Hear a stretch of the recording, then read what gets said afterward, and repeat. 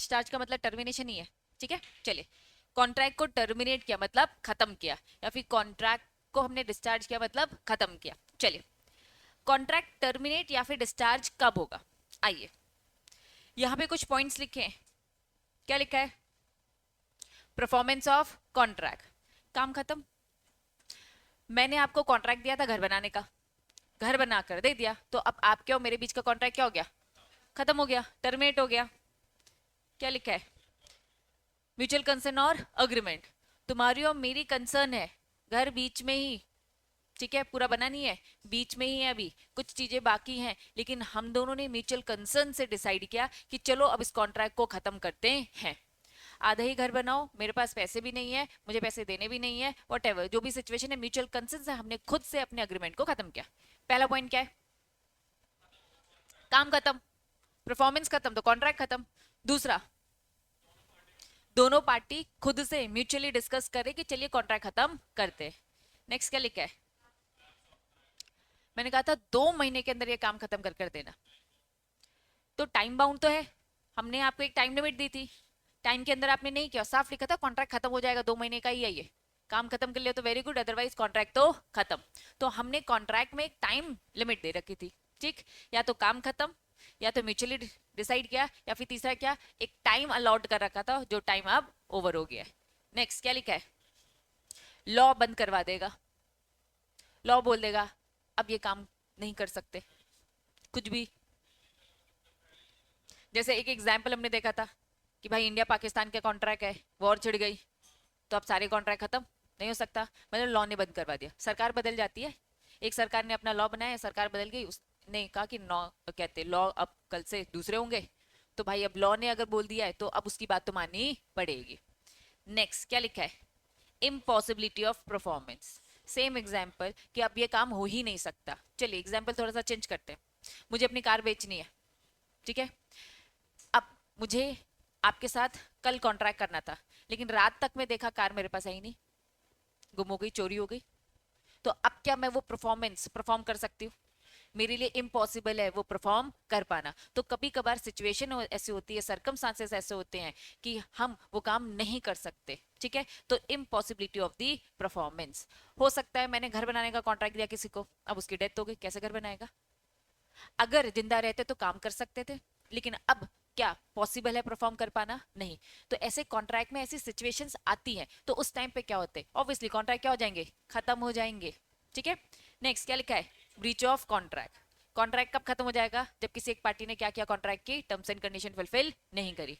मैंने कहा था मैं पैसे दूंगी, आप घर बनाइए, वो घर बनाता जा रहा था, बनाता जा रहा था, मैंने पैसे ही नहीं दिए, तो अब वो कॉन्ट्रैक्ट को क्या कर देगा? तोड़ेगा। वो कहेगा भाई पैसे तुम भी तो करो, मैं बस अपना काम करता रहूंगा क्या? तो कॉन्ट्रैक्ट अब क्या हो जाएगा? खत्म। तो ये सारे के सारे हमने सिचुएशंस पढ़ी कि कब कब आपके कॉन्ट्रैक्ट खत्म हो जाएंगे। फटाफट, पहला क्या है? मतलब काम खत्म। सेकंड पॉइंट क्या बोलता है? म्यूचुअल कंसर्न और अग्रीमेंट, दोनों ने मिलकर डिसाइड किया। थर्ड, टाइम खत्म। Next, bye operation of law, law बोलता है। Next, impossibility of the performance, और क्या लिखा है? ब्रीच ऑफ कॉन्ट्रैक्ट, किसी एक पार्टी ने टर्म्स एंड कंडीशन फुलफिल नहीं करी। चलिए, अब डिस्चार्ज बाय इम्पॉसिबिलिटी या फिर फ्रस्ट्रेशन, क्या ये हेडिंग समझ में आ रही है? और फ्रस्ट्रेशन लिखा है, मतलब कि ये काम कर पाना पॉसिबल नहीं है, फ्रस्ट्रेट हो चुके हैं, ठीक है। चलिए एक एग्जाम्पल के थ्रू समझेंगे फ्रस्ट्रेशन का। यहां पर आपको एक लाइन दिख रही है इस पैराग्राफ में, इंपॉर्टेंट, इस केस के साथ, ठीक है। चलिए पूरी स्टोरी आपको अच्छे से बताऊंगी, ये पूरे पैराग्राफ आपको रीड करने, वही सारी स्टोरी दे रखी है, ठीक है। सिंगर के साथ एक कॉन्ट्रैक्ट हुआ था। सिंगर कौन होता है भाई? मस्त गाना गाने वाला, ठीक है। हमने एक कॉन्सर्ट करवाया, ठीक, सारे लोगों को बुलाया गोल बाजार में, सबने टिकट पासेस वगैरह सब ले रखी थी, आना था उन्हें, ठीक है। उनके साथ कॉन्ट्रैक्ट कहता है कि आपको दो सैटरडे संडे वीकेंड में आपको यहाँ पे कॉन्सर्ट होगा, आपको यहाँ पर आके परफॉर्मेंस रहेगी, आपको गाना गाना है, और लोगों ने टिकट्स वगैरह परचेस कर रखी है, और वो आकर आपके गाना सुनेंगे, ठीक है। कॉन्ट्रैक्ट में सारी बातें लिखी थी कि कब कब आपको गाना है। कॉन्ट्रैक्ट में बहुत सारी चीजें लिखी रहती है टर्म्स एंड कंडीशन में, प्लस भी लिखे रहते हैं और बच्चा माइनस भी लिखे रहते हैं। प्लस ये था कि आपको हमारे यहाँ गाना है, माइनस ये है कि आप हमारे कॉम्पिटिटर के यहाँ पे नहीं गाएंगे, जब तक हमारा कॉन्ट्रैक्ट चल रहा है। ये कॉन्ट्रैक्ट 2 हफ्ते का है, ये कॉन्ट्रैक्ट 1 महीने का है, ये कॉन्ट्रैक्ट 1 साल का है, ऐसा ही होता है। तो जब किसी के साथ हम कॉन्ट्रैक्ट साइन करते हैं तो हम बोलते हैं भाई अगर आप हमारे यहाँ पे एंगेज हो तो आप किसी और के यहाँ पे काम नहीं करेंगे, ठीक है। अब फॉर एग्जाम्पल गाना गाना, ठीक है, एक्टिंग करना, ये सारी की सारी चीजें कहीं ना कहीं ये पर्सनल टैलेंट होता है। अगर सामने वाले की इच्छा नहीं है तो क्या आप उसे जोर जबरदस्ती से करवा सकते हो? नहीं। सामने वाला कह रहा है कि मुझे नहीं गाना, हम कहेंगे भाई कॉन्ट्रैक्ट तो साइन किया था, गाना तो पड़ेगा। अगर आपने जबरदस्ती करवा लिया तो वो आकर क्या करने वाला है? बिगाड़ देगा ना पूरा का पूरा, आपको पूरा कॉन्सेप्ट क्या हो जाएगा, बर्बाद होने वाला है, ठीक है। तो कुल मिलाकर आपकी पूरी गुडविल खत्म होने वाली है। तो सामने जो बंदा है, जो चीजें उसकी पर्सनल टैलेंट पे बेस है, अगर आप उसे जोर जबरदस्ती से करवाएंगे तो काम आपका ही खराब होने वाला है। अगर कॉन्ट्रैक्ट सिंगर बोल देता है भाई मेरी तबीयत खराब है, सिंगर क्या बोल रहा है, मेरी तबीयत खराब है, तो क्या तबीयत खराब है वो क्या अच्छे से गाना गा पाएगा क्या? नहीं। Singer contract to sing and become too ill to do so, the contract become void. Terms and condition के हिसाब से अगर मैं आपको ये बोलूं, टर्म्स एंड कंडीशन के हिसाब से अगर मैं ये बोलूं कि सामने वाले की अगर तबीयत खराब है और अगर आप कहोगे नहीं गाना तो पड़ेगा, तो वो काम तो वैसे ही खराब होने वाला है, ठीक है। तो सामने वाला बोलता है मैं नहीं गाऊंगा, प्लस चीजें नहीं हो पा रही, तो याद रखना माइनस चीजें भी का भी हमें ध्यान रखना है। माइनस क्या था इसमें कि अगर आप हमारे यहाँ नहीं गा रहे हो, कॉन्ट्रैक्ट ब्रीच हो रहा है, तो आप कॉम्पिटिटर के पास नहीं जाओगे। मान लो कॉन्ट्रैक्ट 1 साल का था, इस 1 साल में ये कॉन्ट्रैक्ट यहाँ से क्या हो जाता है, खत्म हो जाता है, कैंसिल हो जाता है, ठीक है। अभी 2 ही महीने हुए, इन 2 महीने में आप हमारे यहाँ तो गा नहीं रहे हो, तो सामने वाला सोचता है कि एक काम करता हूँ कॉम्पिटिटर के यहाँ पे चला जाता हूँ मैं, तो क्या वो जा सकता है क्या? नहीं। सबसे पहले बेस्ट ट्राई किया जाएगा कि जो कॉन्ट्रैक्ट में सारी टर्म्स एंड कंडीशन लिखे वो हम आपसे फुलफिल कराएं, आपको गाना चाहिए। लेकिन अब आपसे गवाना पॉसिबल नहीं है, तबियत खराब है, आपका पर्सनल टैलेंट है, मे बी काम खराब हो जाए, तो हम ये चीज तो है ना नहीं करवा पाए, तो इसके लिए कंपनसेशन तो रिटर्न आपको देना पड़ेगा। कॉन्ट्रैक्ट में लिखा रहता है अगर आपने ब्रीच किया, आपने अगर टर्म्स एंड कंडीशन तोड़ा तो आपको इतने रुपए देना पड़ेगा, अगर हमने तोड़ा तो हम इतने रुपए देने पड़ेगा। कॉन्ट्रैक्ट प्रॉपर ये सारी चीजें लिखता है और दोनों ये सारी चीजें रीड कर कर सहमति देते, साइन करते मतलब दोनों का म्यूचुअल कंसर्न है, ठीक है। अब 2 महीने हो गए तो उसकी तबीयत ठीक हो जाती है, हम बोलते हैं हमारे यहीं पे गा लो, तो वो कहते हैं कि नहीं मेरे को नहीं गाना है यहाँ पर। अगर वो नहीं यहाँ पे गाना चाहती है तो ब्रीच तो हो चुका है, कंपनसेशन तो देना पड़ेगा, तो क्या इसका ये मतलब है कि वो कॉम्पिटिटर के पास गा सकती है? नहीं, 1 साल तक वो गा नहीं सकते। क्या ये बात समझ में आ रही है? 1 साल के बाद फिर वो जो चाहे करे, क्योंकि कॉन्ट्रैक्ट में अगर प्लस चीजें नहीं करवा पा रहे हैं तो हम ट्राई करेंगे कि माइनस वाली चीजें भी ना हो। बात समझ में आ गई? पक्का? तो यस, अदरवाइज आपका जो कॉन्ट्रैक्ट है वॉइड होगा और सिंगर के अगेंस्ट क्या लिया जाएगा? एक्शन लिया जाएगा एज पर कॉन्ट्रैक्ट जो टर्म्स एंड कंडीशन लिखी है।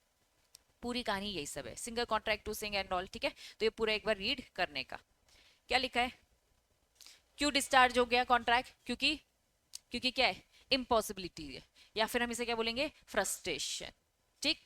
चलिए नेक्स्ट आओ, क्या लिखा है, ब्रीच मतलब क्या, टर्म्स एंड कंडीशन तोड़ना, ठीक है, ब्रेक करना।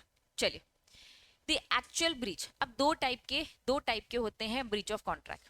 कॉन्ट्रैक्ट को 2 तरीके से तोड़ा जा सकता है, एक होता है एक्चुअल ब्रीच और एक होता है एंटिसिपेटरी ब्रीच। चलिए समझते हैं, 2 एग्जाम्पल समझना, ठीक।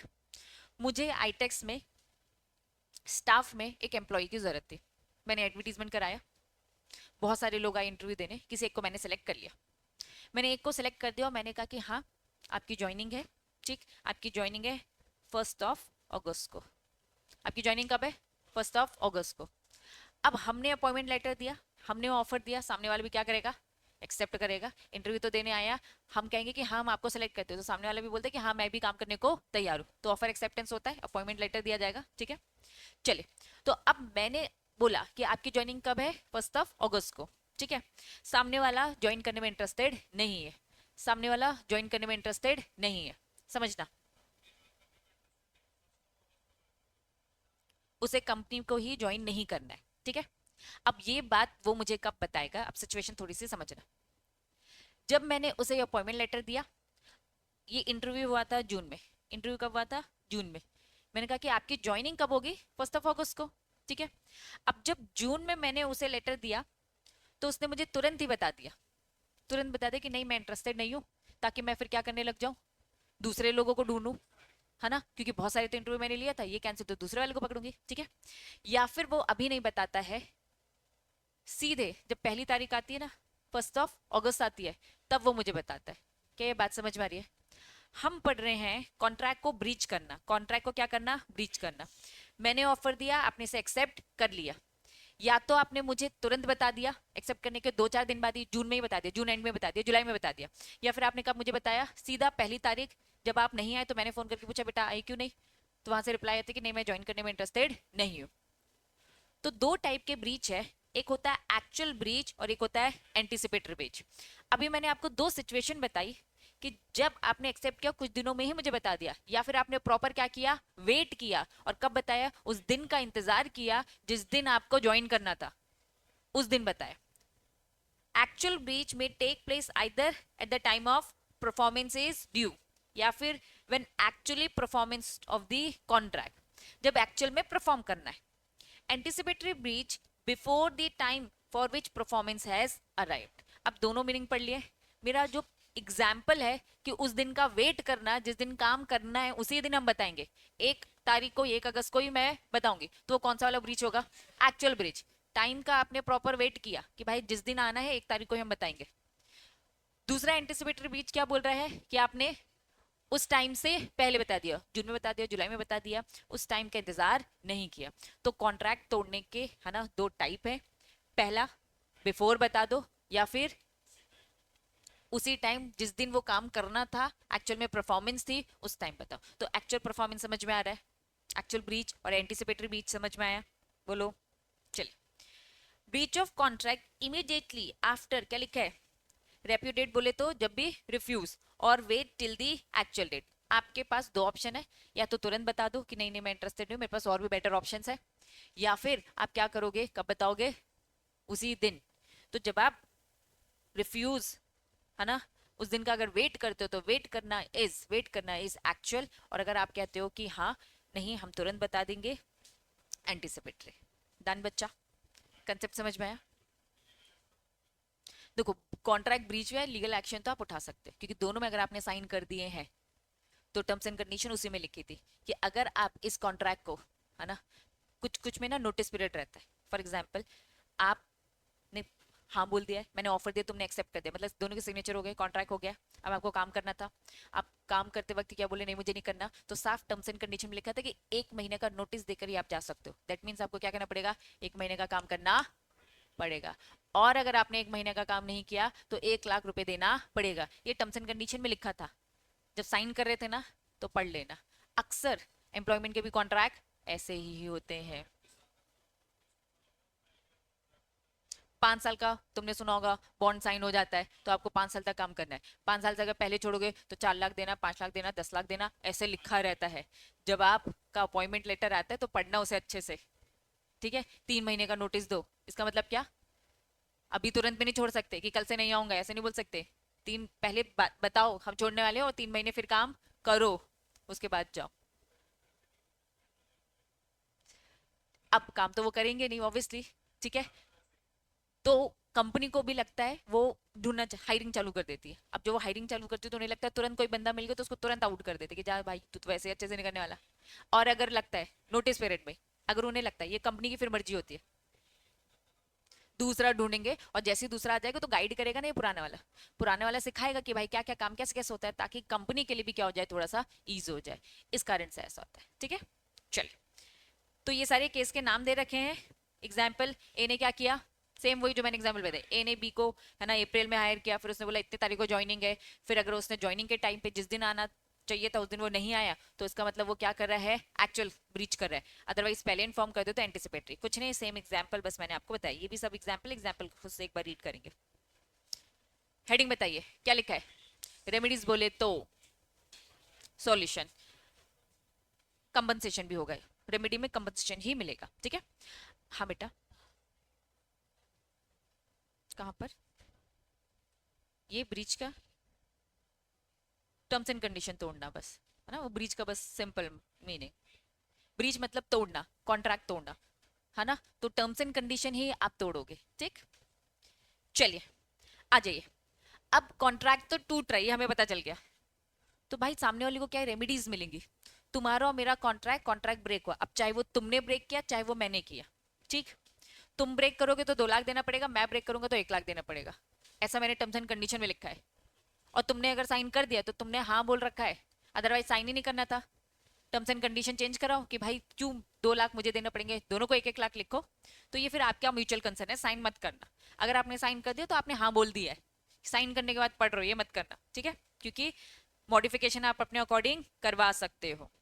आ जाइए, नेगोशिएशन प्रॉपर होता है इसीलिए, इसी चीज के लिए होता है, ठीक। चलिए, कॉन्ट्रैक्ट अगर ब्रेक होता है तो अब आपको क्या क्या उसकी रेमेडीज मिलेंगी। चलिए आ जाइए, सबसे पहले क्या लिखा है, रिसाइन मतलब होता है कैंसिल करना।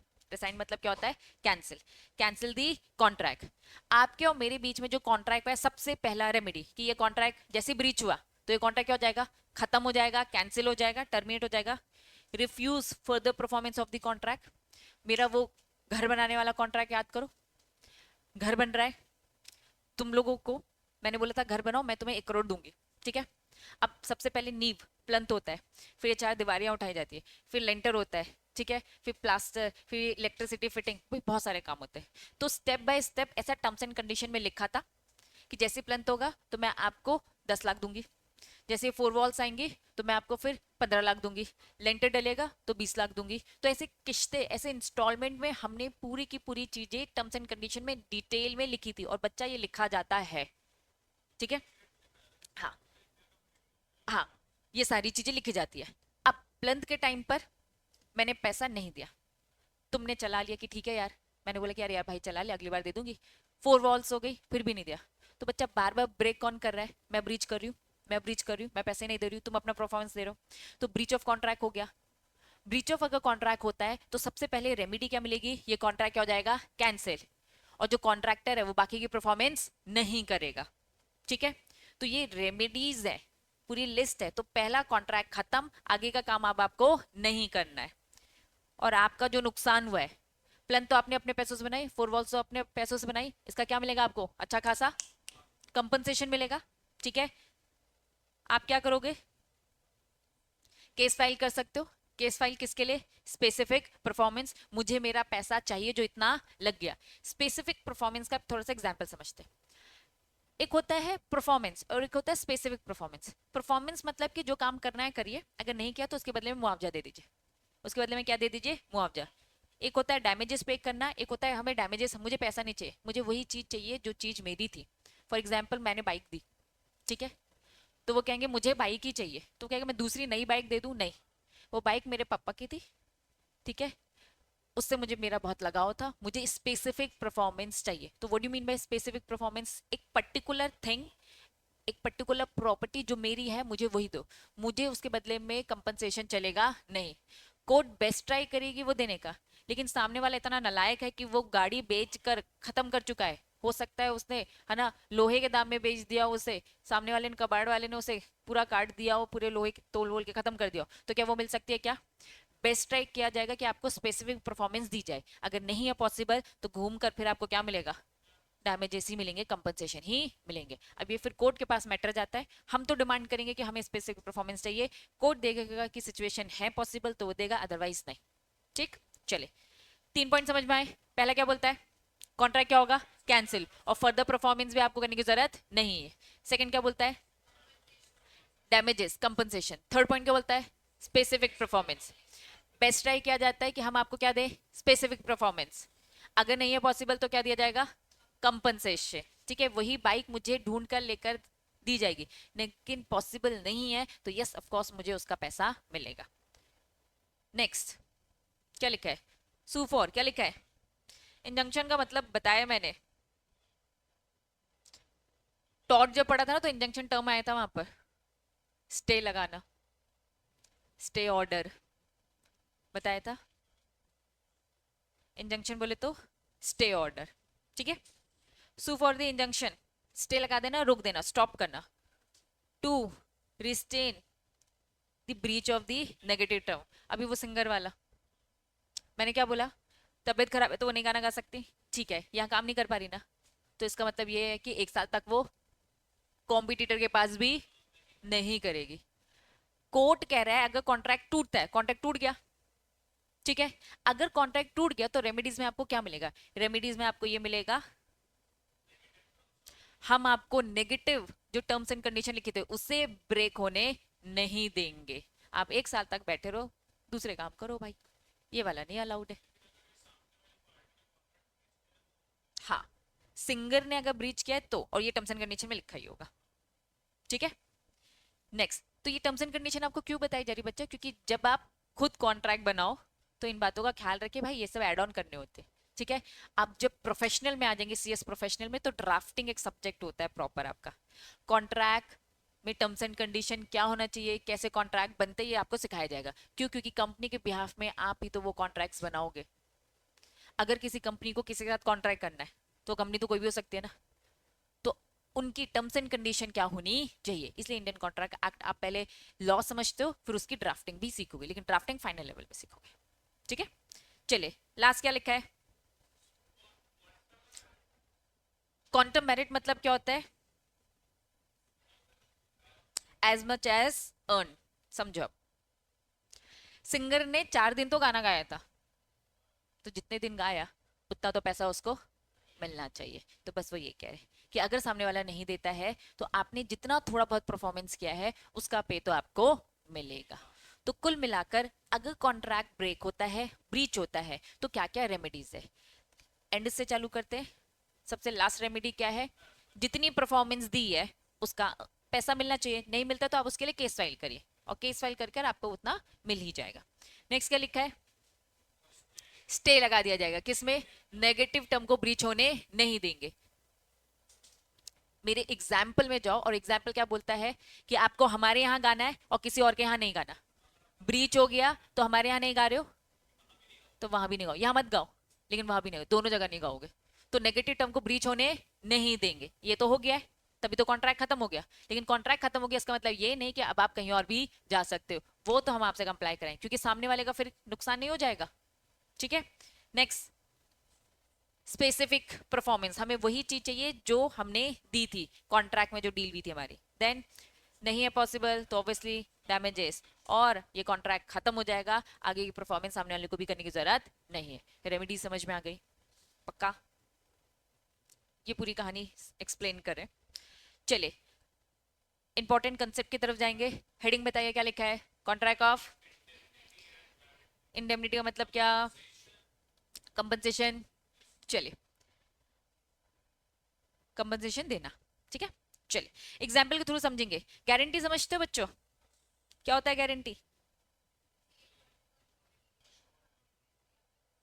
वेरी गुड, सुना होगा तुमने बैंक गारंटी। ठीक है। इसको पैसे चाहिए या इसको कुछ सामान चाहिए इससे, तो इसने बोला कि मुझे भरोसा नहीं है, गारंटर लेकर आ। मैंने कहा मैं गारंटर बन जाऊंगी। तो गारंटर वो थर्ड पर्सन है, मैं वो गारंटर बन जाऊंगी और मैं कहूंगी भाई इसको माल दे दे, कोई दिक्कत नहीं है, ये तुम्हें पैसे दे देगा टाइम पर। तो ये बोलेगा दीदी अगर नहीं दिया तो? मैंने कहा मैं खड़ी हूं ना, मैं पैसे दूंगी। तो गारंटर वो रिस्की इंसान होता है ना, जो जिसके ब्याह में गारंटी दे रहे ना, ये अगर भाग गया तो भाई मुझको क्या करना पड़ेगा?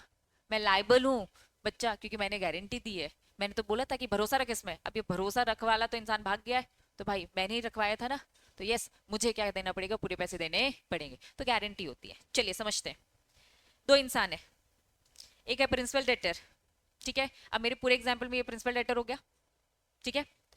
Principal debtor, principal debtor, debtor कौन होता है? जो पैसा, इसने 10 लाख रुपए लिए, किससे लिया? क्रेडिटर से। एक तरफ डेटर है, एक तरफ क्रेडिटर। ठीक है। तो क्रेडिटर से उधारी ली किसने? डेटर ने। लेकिन क्रेडिटर ने बोला मुझे भरोसा नहीं है, मैं 10 लाख दूंगा तो मुझे चुकेगा कि नहीं चुकेगा, तो ये गारंटर ला कर दे। ये गारंटर लेकर आता है, ये गारंटर लेकर आता है, और ये गारंटी देता है। किसको गारंटी देता है? क्रेडिटर को। किसको गारंटी देता है? क्रेडिटर को। क्रेडिटर को गारंटी देता है कि भाई ये डेटर आपको ये पैसे रिटर्न कर देगा, अगर नहीं करेगा तो मैं आपको देकर जाऊंगा। That was guarantee. गारंटी का कंसेप्ट समझ में आया? पक्का? चलो फिर से देखिएगा। ये कहेगा रुक, मैं 10 लाख देने से पहले तेरे गारंटर को चेक करूंगा, गारंटर कौन है। ठीक है। एक नामी गिनामी इंसान होना चाहिए, बैंक बैलेंस होना चाहिए। पता चला ये भी फुकट है और ये भी फुकट लेके आ गया। ठीक है। दोनों मिलकर प्लानिंग करे कि भागना तो है अपन को, अभी बस ले लो। किस तीसरे पर्सन को जानता होगा? चलिए बैंक की बात करते। बैंक, एसबीआई बैंक, ये एसबीआई बैंक है, क्रेडिटर। बैंक क्या बोल रहा है? मैं 10 लाख दे दूंगा, मैं 10 लाख दे दूंगा मिस्टर ए को, लेकिन शर्त क्या है? अपना ही गारंटर लेकर आओ। जब ए को लोन दिया जा रहा था तो बैंक इतना स्मार्ट है कि ए को भी तो चेक करेगा, तू पैसे पे कर सकता है कि नहीं कर सकता, ठीक है? और जानबूझकर बोलेगा गारंटर भी लेकर आ, और इसे भी चेक करेगा कि ये पैसे दे सकता है कि नहीं दे सकता, ठीक है? तो ए को भी देगा, देखेगा अच्छे से, इन्वेस्टिगेट करेगा, और बी को भी देखेगा। तो ए को लोन दिया जाएगा इस शर्त में कि ये गारंटर रख, ठीक? अब बी वो गारंटर बन जाता है, ए ही पैसे चुकाएगा। मेन रिस्पॉन्सिबिलिटी किसकी है पैसे चुकाने की? ए की ही है, ए ही 10 लाख चुकाएगा, ठीक? लेकिन लेकिन लेकिन इनकेस अगर ये नहीं चुका पाता है तो बी में बात आएगी। तो फर्स्ट प्रायोरिटी किसकी है? ए की। सेकंड प्रायोरिटी किसकी है? गारंटर की, जब ए नहीं है तो। हाँ, मान लो ए बी से बात कर लेता है, ए किससे बात कर लेता है? बी से बात कर लेता है कि भाई मेरे पास पैसे नहीं है, एक काम कर तू ही चुका ले, तू तो मेरा गारंटर है। तो अब ये कहेगा दे कमीशन। फोकट में काम करेगा क्या? फोकट में कोई काम नहीं करता भाई, कमीशन दे, पैसे दे, मैं 10 लाख चुकाऊंगा, मुझे तो 11 लाख चाहिए तुझे। तो वो उनका फिर आपस का है। तो क्या गारंटी का कंसेप्ट समझ में आया? पक्का? इंडेमनिटी, इंडेमनिटी का मतलब क्या है? कंपनसेशन। तो अगर मैं आपसे पूछूं गारंटी, पहले गारंटी फिर इंडेमनिटी में आगे, क्या मैं ये बोल सकती हूँ क्या गारंटर ने क्रेडिटर को क्या दिया है? गारंटी। किसके बिहाफ में? ए के बिहाफ में, प्रिंसिपल डेटर के बिहाफ में, ठीक है? अब मैं आपको समझा रही हूँ इंडेमनिटी। सेम वही प्रिंसिपल डेटर, सेम वही क्रेडिटर, गारंटर। जो प्रिंसिपल डेटर है इसका नाम मैं आपको चेंज करके बता रही हूँ, इसका नाम क्या है? इंडेमनीफायर, इंडेमनीफायर, ठीक है? हु शेयर, इंडेमनीफायर नाम है इसका, ठीक है? और जिसने गारंटी दी है उसे क्या बोलेंगे? Indemnified holder. सेव लिखा है वो, सेव, ठीक है? समझो, गारंटर बचा रहा है, गारंटर किसको बचा रहा है? इंडेमनीफायर को। तो जो बचाने वाला होता है उसे हम क्या बोलते हैं? Indemnified holder. और जिसे बचाया जा रहा होता है उसे बोलते हैं इंडेमनीफायर। देखो डेटर क्रेडिटर बचपन से पढ़ रहे हो, तुम्हारा बचपन कॉमर्स का 11th-12th है तो वो पता है। अब नए टर्म्स और ऐड ऑन करो, ठीक है? इंडेमनीफाइड, इंडेमनिटी का मतलब समझ में आए? कंपनसेशन। ये कह रहे कि भाई मैं तेरे को बचा रहा हूं तो बदले में जो कमीशन मिलना है ना, तो कमीशन वाला ही कंसेप्ट हो रहा है यहाँ पर, ठीक है? तो अभी नाम समझ में आ गया, नाम समझ में आ गया। अब पूरे कंसेप्ट को डिटेल में समझेंगे। सबसे पहले कॉन्ट्रैक्ट ऑफ इंडेमनिटी मतलब क्या होता है? Is a contract by one party promise to save the other party. Indemnity का कॉन्ट्रैक्ट ये होता है कि भाई ए ने क्या बोला था? बी से बोला कि भाई बी मेरे पास पैसे नहीं है, मैं एसबीआई बैंक को पैसे नहीं दे पाऊंगा, एक काम कर तू मुझे बचा ले। तो क्योंकि बचाने वाला गारंटर है तो इनके भी बीच में तो कॉन्ट्रैक्ट पाया ना कि मुझे मुझे जो मैंने 10 लाख दिए वो तो पूरा देना पड़ेगा, प्लस कमीशन देना पड़ेगा तुझे। तो हाँ, तो मिस्टर ए और मिस्टर बी के बीच में जो कॉन्ट्रैक्ट होता है उसे हम बोलते हैं कॉन्ट्रैक्ट ऑफ इंडेमनिटी। क्यों इंडेमनिटी? क्योंकि बी ने ए के बिहाफ में जो पैसे दिए हैं उसे वो रिटर्न चाहिए, और with commission, with commission, with interest, और या फिर हम बोल सकते हैं कंपनसेशन। बात समझ में आ रही है? तो गारंटी में क्या है? गारंटर जब क्रेडिटर, यहाँ पे कॉन्ट्रैक्ट किस किस के बीच में हो रहा है? यहाँ पे contract SBI bank, A B. Guarantee के जो कॉन्ट्रैक्ट्स होते हैं इसमें 3 पार्टी इन्वॉल्व होती है। गारंटी के कॉन्ट्रैक्ट्स में कितनी पार्टी इन्वॉल्व है? 3, मिस्टर ए, मिस्टर बी और एसबीआई बैंक। बात समझ में आ रही है?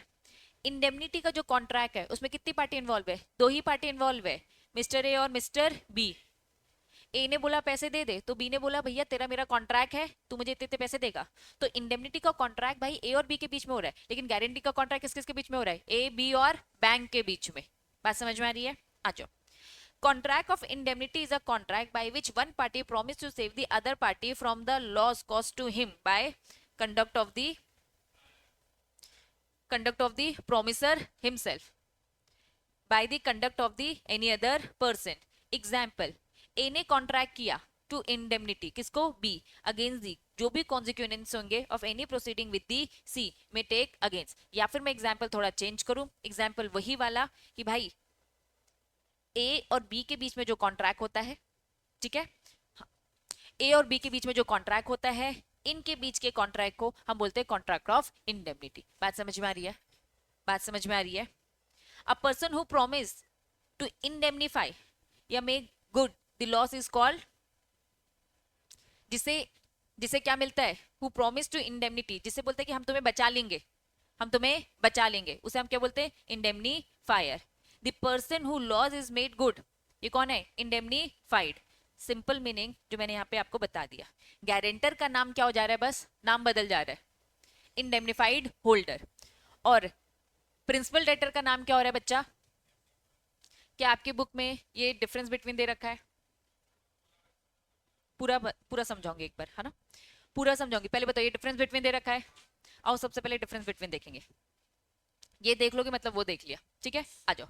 सबसे पहले contract of indemnity, contract of guarantee. Indemnity में कितनी पार्टीज है? पहला क्या है? इंडेमनीफायर। दूसरा क्या है? इंडेमनीफाइड।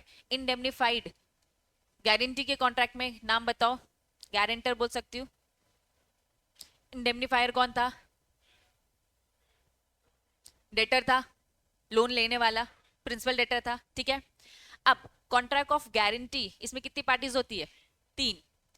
गारंटर का एक और नाम है श्योरिटी, गारंटर को एक और नाम से जाना जाता है, दैट वाज श्योरिटी। हाँ, प्रिंसिपल डेटर और क्रेडिटर। पहला पॉइंट सबको समझ में आया? पक्का? इंडेमनिटी में क्या होता है? 2 लोग, गारंटी में क्या होता है? 3 लोग, ठीक है? चलिए सेकंड पॉइंट क्या बोलता है? Liability of the indemnifier is primary. पहली रिस्पॉन्सिबिलिटी तो हमेशा उसी की, नहीं चुका पाएगा तो फिर बात आती है गारंटर में, ठीक? यहाँ पे क्या बोलता है? Liability of the surety secondary. एक ही बात बोल रखी है उन्होंने बच्चा, एक ही बात है, बस घुमा कर बोल रहे। Indemnifier need not to be necessary act as a request of the debtor. Third point क्या बोल रहा है? इंडेमनीफायर कौन है पहले तो ये बताओ? प्रिंसिपल डेटर है, जिसे बचाया जा रहा है, प्रिंसिपल डेटर है। या फिर मेरे एग्जांपल में ए बोलूं, ए जो लोन ले रहा था, a need not to be necessarily act at the request of the,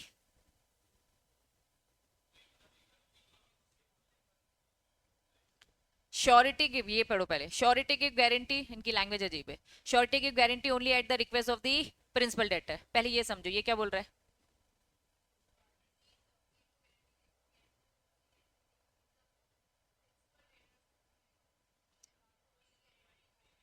bank ने बोला मुझे क्या चाहिए, सॉरी नहीं बैंक नहीं, मिस्टर ए ने क्या बोला? ए ने क्या बोला? Very good. एसबीआई बैंक से साफ बोला कि भैया मुझे लोन चाहिए, ठीक है? तो यहां पे उन्होंने बोला कि surety, surety give guarantee only. Debtor ने आकर बोला भाई मुझे बचा ले, भाई मुझे लोन दिलाने में हेल्प करे, तो मैं वो गारंटर हूं। ये मुझसे आके क्या करेगा? रिक्वेस्ट करेगा। क्या रिक्वेस्ट करेगा? कि बैंक मुझे तभी लोन देगा जब तू मेरा गारंटर बनेगा। तो गारंटी में रिक्वेस्ट की जाती है बाय द प्रिंसिपल डेटर। इन्होंने कहा इसमें ऐसा कुछ भी नहीं है, वो बस ये बोलना चाहते हैं, ठीक? नेक्स्ट क्या लिखा है? Possibility of any loss of happening only the contingency. What do mean by contingency? अगर ए नहीं चुका पाएगा, अनसर्टेन, अगर ए नहीं चुका पाएगा तब मेरी पर आएगी बात, ठीक है? तो यहाँ पे भी ये क्या कह रहा है? Existence of the debt duty performance of which guarantee by the surety. इन्होंने कहा कि श्योरिटी ने तो गारंटी दे ही रखी है, ठीक है, कि मैं तो चुकाऊंगा ही चुकाऊंगा। In this case guarantee there is a existing debt है, लेकिन उन्होंने क्या बोल दिया? In this case indemnity the possibility of any loss happening, अगर कोई दिक्कत जाती है तो मैं खड़ा हूं, क्योंकि इसका और मेरा भी अलग से कॉन्ट्रैक्ट है। तो कुल मिलाकर होता क्या है? बैंक की नजरों में तो हमारा कॉन्ट्रैक्ट है, लेकिन हमारा भी आपस में अलग से कॉन्ट्रैक्ट होता है। ये हम अलग से रखते हैं क्योंकि ये हम दोनों के बस बीच में। लेकिन जो नॉर्मल कॉन्ट्रैक्ट है वो किसके पास होगा? बैंक के पास। बैंक को भी नोन होगा, लेकिन इसका और हमारा कॉन्ट्रैक्ट बस हम दोनों पार्टीज के बीच में होगा, एक एक कॉपी हमारे ही पास होगी। ये वाली बात किसी को जनरली पता नहीं रहती है। अदरवाइज इंडेमनिटी भी कॉन्ट्रैक्ट लोग करके रखते हैं, क्योंकि अगर ये भाग जाता है, मुझे यहाँ तो चुकाने पड़ गए पैसे, तो इसका मेरा अगर कोई कॉन्ट्रैक्ट नहीं है तो दिक्कत हो जाएगी ना मुझे। क्या मैं फ्री में समाज सेवा कर रही थी क्या? ठीक है, चलिए क्या बोलता है? हाँ बच्चा,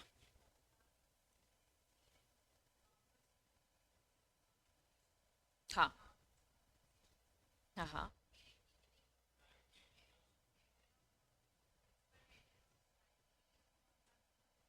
ये प्रिंसिपल डेटर और गारंटर के बीच के कॉन्ट्रैक्ट को ही हम बोलते हैं इंडेमनिटी। नहीं, यहां पर क्या हो रहा है, समझो अब। कॉन्ट्रैक्ट ऑफ गारंटी बोलता है, सीधा बैंक से बात करेगा कौन, गारंटर। बैंक बोलेगा मैं 10 लाख का लोन दे रहा हूं, किसको दे रहा हूं, प्रिंसिपल डेटर को, तुम्हारे कहने पर। तो यहाँ पे मेन पार्टीज कौन हो गए, गारंटर और बैंक और गारंटर हो गए। बात समझ में आ रही है, ये क्रेडिटर बैंक है, ठीक है, मेन पार्टीज। और इसमें टर्म्स एंड कंडीशन में लिखा होगा कि भैया पैसे किसको दिए गए, प्रिंसिपल डेटर को। तो इसलिए गारंटी में मेन पार्टीज बोलूं तो बैंक होता है और गारंटर होता है, और इनडायरेक्टली कौन आता है, प्रिंसिपल डेटर।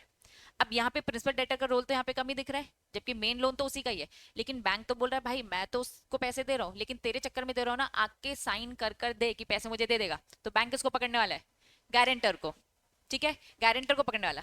अब गारंटर को अपना डर लग रहा है कि नहीं लग रहा, तो गारंटर को अपना डर लग रहा है, तो उसने अलग से अपने घर पे बुलाया किसको, प्रिंसिपल डेटर को, कि सुन भाई मैं बैंक के पास साइन तब करूंगा जब तू मुझे श्योरिटी दे कि आज मैं पैसा चुका दूंगा तो कल तू मुझे दे देगा ना मेरा रिटर्न। तो सारी चीजें ये भी क्या कर लो, अग्रीमेंट कॉन्ट्रैक्ट कर लो, क्योंकि अगर ये भाग जाते हैं तो कल को हम कहाँ जाएंगे, कोर्ट के पास जाएंगे ना हम, अपना पैसे रिकवर करने। ठीक है, तो गारंटर भी अपने आप को क्या कर रहा है, सेफ। पहले पहले बैंक ने अपने आप को सेव किया, और अपने आप को सेव किया तो किसको फंसाया, गारंटर को, कि भाई मैं तो लोन दे रहा हूँ, वैसे तो देगा वही, लेकिन फिर भी मुझे एक श्योरिटी चाहिए।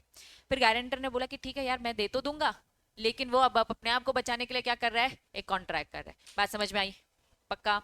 आ जाओ फिर से वापस से डिफरेंस बिटवीन, पहला पॉइंट क्या बोलता है, नहीं कोई भी, हम तीन लोग आपस में दोस्त भी एक दूसरे को दे सकते हैं, बस proper contract terms and condition हो।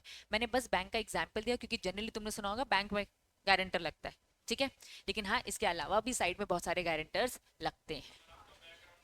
हाँ हाँ, सेम कंसेप्ट होते हैं, वो भी सेम होता है। गारंटी का हर जगह सेम कंसेप्ट है, बस मैंने एक एग्जाम्पल बैंक वाला दिया है, ठीक है। तीन पार्टीज भी आपस में कर सकती है, जैसे हमने किया ना, तो यस ये इसको लोन देगा और मैं गारंटर बनूंगा, तो ये मेरे अगेंस्ट भी एक्शन ले लेगा। अगर मैंने भी पैसे देने से क्या कर दिए, मना, ये इस पे तो एक्शन लेगा लेगा, मैंने भी मना कर दिया तो मेरे अगेंस्ट भी ले लेगा, क्योंकि गारंटर के टर्म्स एंड कंडीशन में लिखा होगा कि मैं तो दे रहा हूँ गारंटी कि मैं दूंगा, और नहीं दिया तो आपके पास राइट है मेरे अगेंस्ट एक्शन लेने का, ठीक है। तो टर्म्स एंड कंडीशन का पार्ट है पहला, गारंटी वाली चीजें, क्योंकि गारंटी हम फिर भी थोड़ा सा ज्यादा जानते हैं। कितनी पार्टीज होती हैं, 3। पहला श्योरिटी, फिर प्रिंसिपल डेटर, फिर क्रेडिटर। नेक्स्ट क्या लिखा है, लाइबिलिटी श्योरिटी की सेकेंडरी होती है, प्राइमरी तो वही होगा भाई जिसने लोन लिया एक्चुअल में, जो पैसा लेकर गया है भाई, पहले रिस्पॉन्सिबिलिटी उसकी है, बाद में श्योरिटी क्या आती है। तीसरा पॉइंट क्या बोलता है, surety give guarantee only at the request of the principal debtor, इसे लोन चाहिए था इसलिए इसने मुझसे आकर रिक्वेस्ट करी, तभी ये गारंटी होता है, ठीक है। Fourth point, in case of guarantee there is the existing debt or duty the performance of which is guaranteed by the surety, कोई काम होता है, कोई परफॉर्मेंस, कोई ड्यूटी होता है जिसे करना होता है। Next, surety on the payment of debt when the principal debtor is failed to pay proceed against the principal debtor। अब गारंटर ने पैसा तो दे दिया अभी, अगर प्रिंसिपल डेटर ने नहीं दिया, अगर ये नहीं चुकाते तो इसके अगेंस्ट में कहा जाऊंगा, कोर्ट के पास जाऊंगा। यहां पर उन्होंने क्या बोल रखा है, तीन पार्टी का या तो एक साथ कॉन्ट्रैक्ट कर लो, या तो क्या कर लो एकदम स्पेसिफिक अलग से इंडेमनिटी वाला कॉन्ट्रैक्ट कर लो जिसमें गारंटर और प्रिंसिपल डेटर है। अगर आपको सिंगल सेपरेट कॉन्ट्रैक्ट करना है तो कॉन्ट्रैक्ट ऑफ क्या है, इंडेमनिटी। आ जाओ क्या बोलता है पहला, कितनी पार्टीज है, 2, ठीक है, कि भाई मैं तुझे पैसे दूंगा तो तुझे देना पड़ेगा, इंडेमनीफायर और इंडेमनीफाइड। नेक्स्ट, लाइबिलिटी किसकी होती है, इंडेमनीफायर इज प्राइमरी, कौन इंडेमनीफायर, डेटर, उसी की प्राइमरी है। Indemnifier need not to necessarily act request of the debtor, यहाँ पे कोई रिक्वेस्ट नहीं, यहाँ पे प्रॉपर कॉन्ट्रैक्ट है। गारंटी में रिक्वेस्ट कर रहा था कि दे दे, यहाँ तो कोई रिक्वेस्ट नहीं है ना, यहाँ तो सेम दो पार्टीज है, रिक्वेस्टिंग मोड खत्म है, ठीक है। Next, in case of indemnity possibility of any loss only contingency, यहाँ पे कंटिजेंसी है, सामने वाला अगर पैसा नहीं देगा तो जनरेट होगी ना ये वाली बातें। अगर सामने वाला टाइम पर पैसे दे देता है बैंक को तो इंडेमनिटी वाला सिचुएशन है ही नहीं, ठीक। Next, indemnifier can not be, क्या लिखा है, इंडेमनीफायर केस नहीं कर सकता third party in this own name unless there is a assignment. Third party तो है नहीं यहाँ पे, जो है यही दो पार्टी है। क्या बात समझ में आ रही है?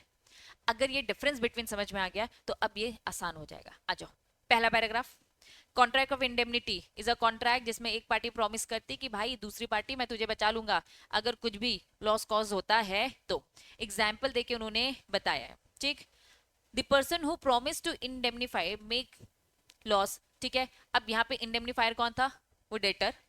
इंडेमनीफाइड होल्डर कौन था? वो पर्सन जो क्या करता है, उस लॉस को ठीक करता है, मतलब गारंटी देता है, ठीक है। A contract of insurance is an example. Insurance के जो ये कॉन्ट्रैक्ट है ये एग्जाम्पल ही है इस टाइप के चीजों का। कंसिडरेशन ऑफ द प्रीमियम, यही होता है कि भाई एक्सीडेंट होगा तो फिर एक्सीडेंट होगा तो ही मिलेगा, अदरवाइज तो हम प्रीमियम एक पे करते जाते हैं, ये होता है ना। इंश्योरेंस कंपनी ने बोला अगर फॉर एग्जाम्पल कार का है इंश्योरेंस, अगर कुछ भी डैमेज होगा तो हम आपको 5 लाख तक का क्लेम दे देंगे, लेकिन हर साल आपसे एक छोटा छोटा छोटा प्रीमियम ले रहे। अगर कोई एक्सीडेंट होगा तो आप क्लेम करने जाओगे, अदरवाइज जाते नहीं हो, बस प्रीमियम देते रहते हो। तो कंसिडरेशन ऑफ प्रीमियम जो आप देते रह रहे हो, insurer promise good the loss suffered, ठीक है। डिस्ट्रक्शन बाय द फायर, अगर जल गया जो भी है तो फायर का जितना अमाउंट बोल रखा था 4-5 लाख वो हम दे देंगे, लेकिन जब तक फायर नहीं हुआ, जला नहीं है, तब तक क्या कुछ मिलेगा? क्या नहीं, लेकिन आपका कंसिडरेशन प्रीमियम के फॉर्म में जाता रहेगा। अब कॉन्ट्रैक्ट ऑफ गारंटी समझाया है। Contract is perform the promise, इसमें कौन होता है? Third party is cause of his default. मैंने गारंटी दिया बैंक को, मैंने गारंटी दिया बैंक को, मैं गारंटर थी किस बिहाफ में कि प्रिंसिपल डेटर क्या करेगा? डिफॉल्ट करेगा तो फिर मैं आऊंगा, वैसे तो पे यही करेगा, इनकेस डिफॉल्ट करेगा तो फिर मेरी रिस्पॉन्सिबिलिटी जनरेट होगी। यहाँ पे एक बार एक तरफ पार्टी में प्रिंसिपल डेटर, दूसरा क्रेडिटर होता है, और कौन होता है? गारंटी देने वाला गारंटर, श्योरिटी भी बोल सकते हैं, ठीक है। चलिए गारंटी में भी आइदर क्या लिखा है? ओरल, और क्या है? Return. English law it must be in, क्यों बोला राइटिंग, क्यों बोला बच्चा? रिटर्न फॉर्म क्यों बोला? एविडेंस। ओरल गारंटी दे सकते हैं हाँ, लेकिन बैंक क्या बोलेगा कि भाई तुम आकर मुंह से बोल कर जाओगे और हम मान लेंगे, फिर हम प्रूफ ही करते रह जाएंगे, इससे अच्छा साइन कर कर जाने का, रिटर्न फॉर्म। समझे क्या? एग्जाम्पल फटाफट रीड करो।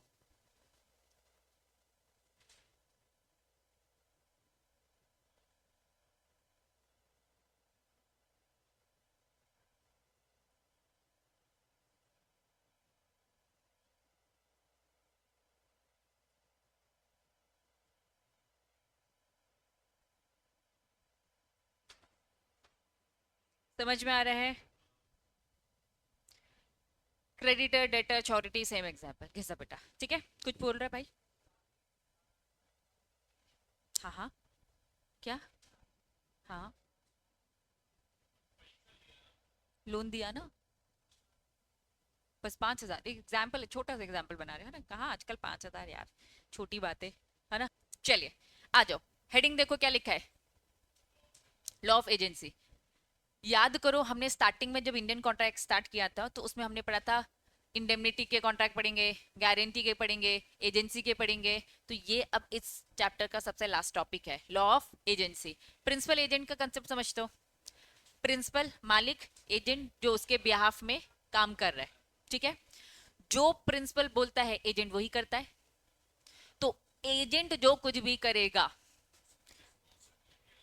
प्रिंसिपल प्रिंसिपल के ही सर पर वो बात आएगी अगर एजेंट ने कुछ भी गड़बड़ किया है, तो ये रिलेशन हम जानते हैं। चलिए, an agent is a person is employed to bring his principal into contractual relation with the third party. कर सकते हैं, टाइम हो गया क्या? चलो ब्रेक के बाद कर लेते हैं। चलिए चलिए आ जाओ, वापस वापस वापस। प्रिंसिपल एजेंट का रिलेशन समझते हो? बताओ।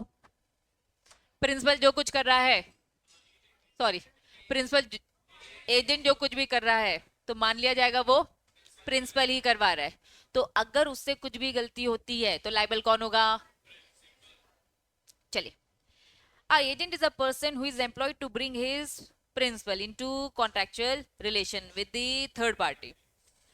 एजेंट अगर प्रिंसिपल की बात करें तो इन दोनों के बीच में एग्रीमेंट होता है। During the period agent is acting for his principal, he is the cloth with the capacity of his principal.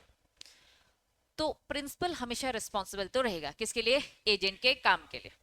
अब इनके भी बीच में कॉन्ट्रैक्ट होता है, प्रिंसिपल एजेंट के बीच में कॉन्ट्रैक्ट। कॉन्ट्रैक्ट दो टाइप का होता है। अब ये थोड़े से लीगल टर्म है, एक होता है एक्सप्रेस और एक होता है इम्प्लाइड। दूसरे सेंस में बोलूं, एक होता है डायरेक्ट और एक होता है इनडायरेक्ट। इनडायरेक्टली बाय कंडक्ट या बाय एक्शन। ठीक है, चलिए। Consideration is not essential. अब याद करो, हमने पढ़ा था जनरल रूल, कॉन्ट्रैक्ट में कंसिडरेशन इंपॉर्टेंट है। एक्सेप्शन कुछ याद आ रहा है? कंसिडरेशन के exceptions, love and affection, gift, और उसमें एजेंसी भी था, प्रिंसिपल एजेंट, कि एजेंट को कंसिडरेशन मिल भी सकता है और नहीं भी। ठीक है, तो ये लिखा है consideration is not essential element in this contract. ठीक है, चलिए। अब यहां पे उन्होंने एक्सप्रेस और इंप्लाइड, जो मैंने आपको पहले ही बता दिया, एक्सप्रेस बोले तो क्या है? डायरेक्ट। इंप्लाइड मतलब क्या है? इनडायरेक्ट। ठीक है, चलिए। प्रिंसिपल और एजेंट के बीच में अगर ओरली या रिटन फॉर्म में डायरेक्ट कॉन्ट्रैक्ट है, दोनों के बीच में प्रॉपर बात हुई है, प्रॉपर टर्म्स एंड कंडीशन उन्होंने साइन किया, तो ये डायरेक्ट कॉन्ट्रैक्ट कहलाता है, रिटन कॉन्ट्रैक्ट। ठीक है, जैसे power of attorney. Power of attorney क्या होता है बच्चा? पावर ऑफ अटर्नी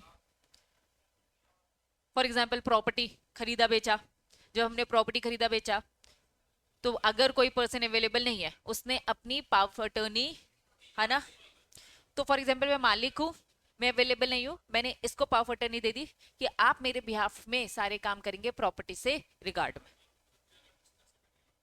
तबीयत खराब है ना, तो उसने बस एक पेपर में साइन कर दिया कि मैंने इसको अपने सारे राइट्स दिए। मान लिया जाएगा जो भी ये काम कर रहा है मैं कर रहा हूं। अगर इसने प्रॉपर्टी बेच दी, तो मैंने ये राइट उसको दिया था, ये बेच देगा। ठीक, चलिए।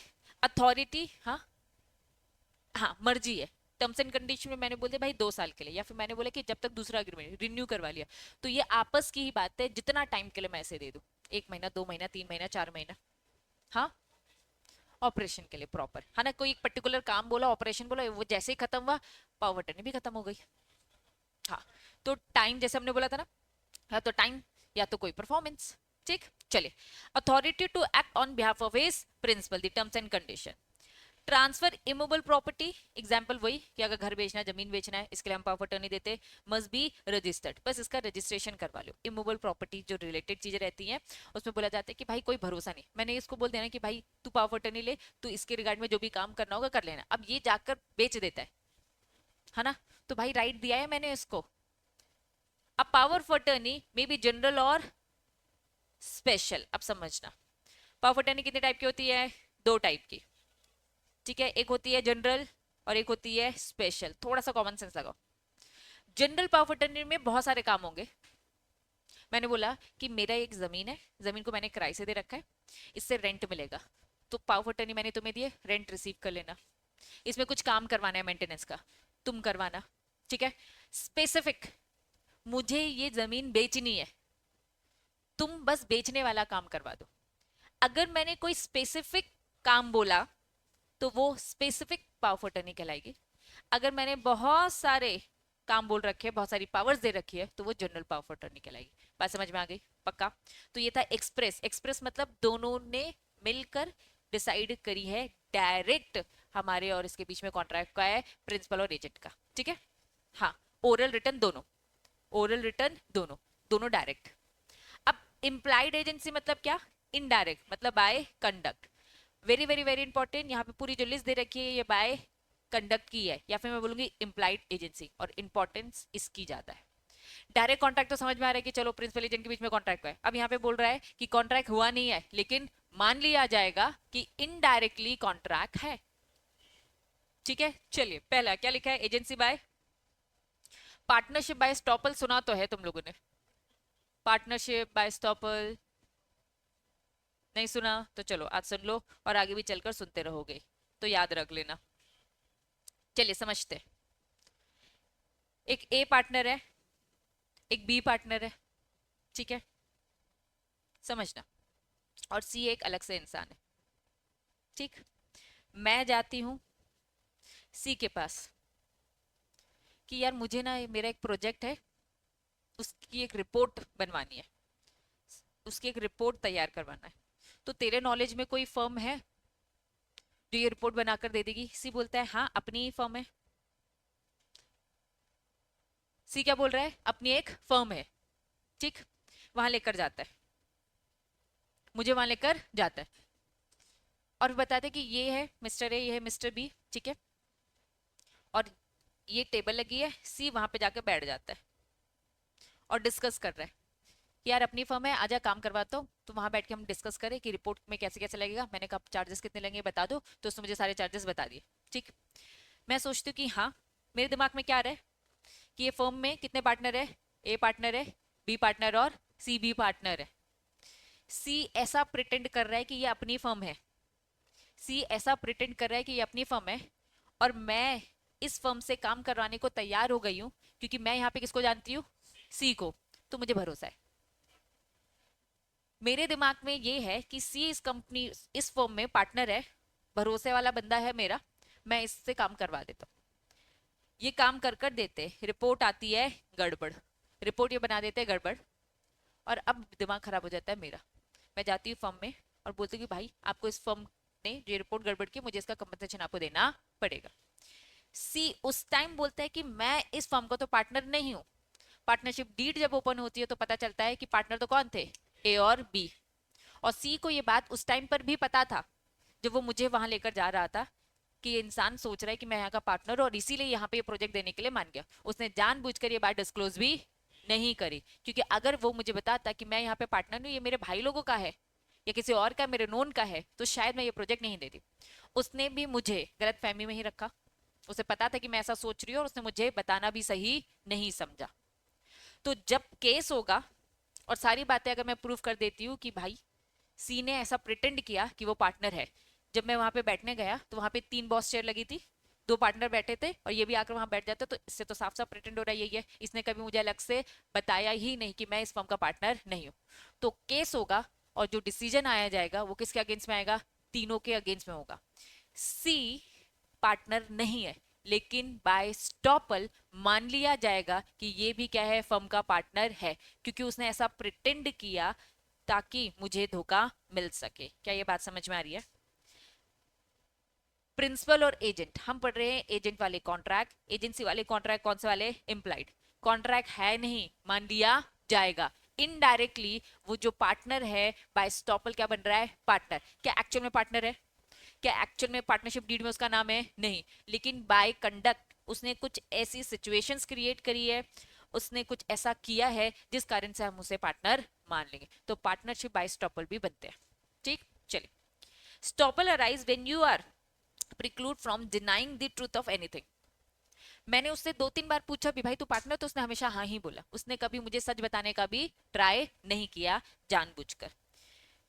You have represent as a fact, आप सामने वाले को इस तरीके से रिप्रेजेंट कर रहे हो, ठीक है, मिस रिप्रेजेंट कर रहे हो एक तरीके से। Thus where P allow the third party to believe that, सामने वाला, या फिर मैंने पूछा नहीं लेकिन सामने वाले को पता है कि मैं इसे पार्टनर सोच रही हूँ, और उसने इसे सही भी करना कभी नहीं सोचा, ठीक है। A is acting in his authority agent, he will be estoppel by denying the agency. अगर वो मना कर रहा है कि नहीं नहीं नहीं मैं तो पार्टनर एक्चुअल में नहीं हूँ, तो वो नहीं कर सकता, वो बाय स्टॉपल क्या बजाएगा, पार्टनर, तो वो कॉन्ट्रैक्ट में आएगा और उसे सारे कंपनसेशन पे करने पड़ेंगे। बात समझ में आ गई? पक्का? एक और बार, आखिरी वाला पॉइंट, कल को अगर रिपोर्ट, फॉर एग्जाम्पल अगर रिपोर्ट गलत होती ही नहीं तो कुछ पता भी नहीं चलता। अगर वो बंदा जो, अगर फर्म ए और बी है, सी अगर लोगों को ढूंढ ढूंढ के ला रहा है, तो ऑब्वियसली उनके बीच में क्या होगा, कमीशन होगा, अग्रीमेंट होगा, कमीशन होगा। नुकसान हुआ तो ही पता चला, तो फायदा तो आप वैसे इनडायरेक्टली ले रहे थे ना, तो बाय नुकसान के लिए भी आपको क्या करना पड़ेगा, बाय स्टॉपल कंपनसेशन देना पड़ेगा। तो कोर्ट उनके अगेंस्ट में डिसीजन देगा और बाय स्टॉपल उसको पार्टनर बना लेगा, ताकि अगली बार से वो क्या करे, ध्यान रखे, बता दे, ठीक। चले, क्या लिखा है, हस्बैंड वाइफ, हस्बैंड बाहर जाके कमा रहा है, वाइफ ने बोला कि भाई घर भी संभालना है, तो एक काम करो आप कमाओ और मैं घर संभालूंगी, ठीक है। तो दोनों दोनों के बीच में, दोनों के बीच में इनडायरेक्ट वाला क्या है, इनडायरेक्ट वाला क्या है, कॉन्ट्रैक्ट है। Where husband and wife implied होता है, living together, wife is presume to have her husband authority to pledge his credit. Wife जो उधारियां करेंगी, जो शॉपिंग करेगी, हस्बैंड की लाइबिलिटी है। हस्बैंड वो प्रिंसिपल है जो अपने एजेंट की पूरी लाइबिलिटी को क्या करेगा, पे ऑफ करेगा। जनरल रूल, जो भी उधार में उसने खरीदा है, वो कुछ भी सामान खरीद के लेके आ रही है, शॉप से किराने का सामान लेकर आ रही है, तो बच्चा किराने वाली की रिस्पॉन्सिबिलिटी है ना, कि भाई किराने वाले को पे करना है, उसकी जो लाइबिलिटी है वो किसकी बनती है, हस्बैंड की बनती है। क्या ये बात समझ में आ रही है? But the husband will not liable. General rule मैंने क्या बताया, हस्बैंड लाइबल रहेगा, हस्बैंड लाइबल रहेगा। अब हम पढ़ने वाले हस्बैंड लाइबल नहीं रहेगा। हस्बैंड ने किराने वाले को बोला था, भाई उधारी में मत देना, मैंने इसे पैसे दे रखे हैं, जब मैंने इसे पैसे दे रखे तो तू उधार में मत देना। अब उसके बाद दुकान वाले को जब हस्बैंड ने खुद से बोल दिया था और वो फिर भी बढ़ चढ़ कर दे देता है, तो अब क्या हस्बैंड की लाइबिलिटी बनती है? नहीं, उसने पहले से ही इंस्ट्रक्शन दे दी थी, पहले से इंटीमेट कर दिया था। ठीक है, हस्बैंड विल नॉट लाइबल, पहला point, he had expressly warned the tradesman not to supply goods on the credit to his wife। पहला पॉइंट समझ में आ गया? जनरल रूल, हस्बैंड की तो लाइबिलिटी है, क्यों है, इंप्लाइड है उसके बीच में, ठीक है, लेकिन कब नहीं होगी, जब हस्बैंड ने पहले ही बता दिया। दूसरा, he had expressly, क्या लिखा है, forbidden the wife to pledge his credit।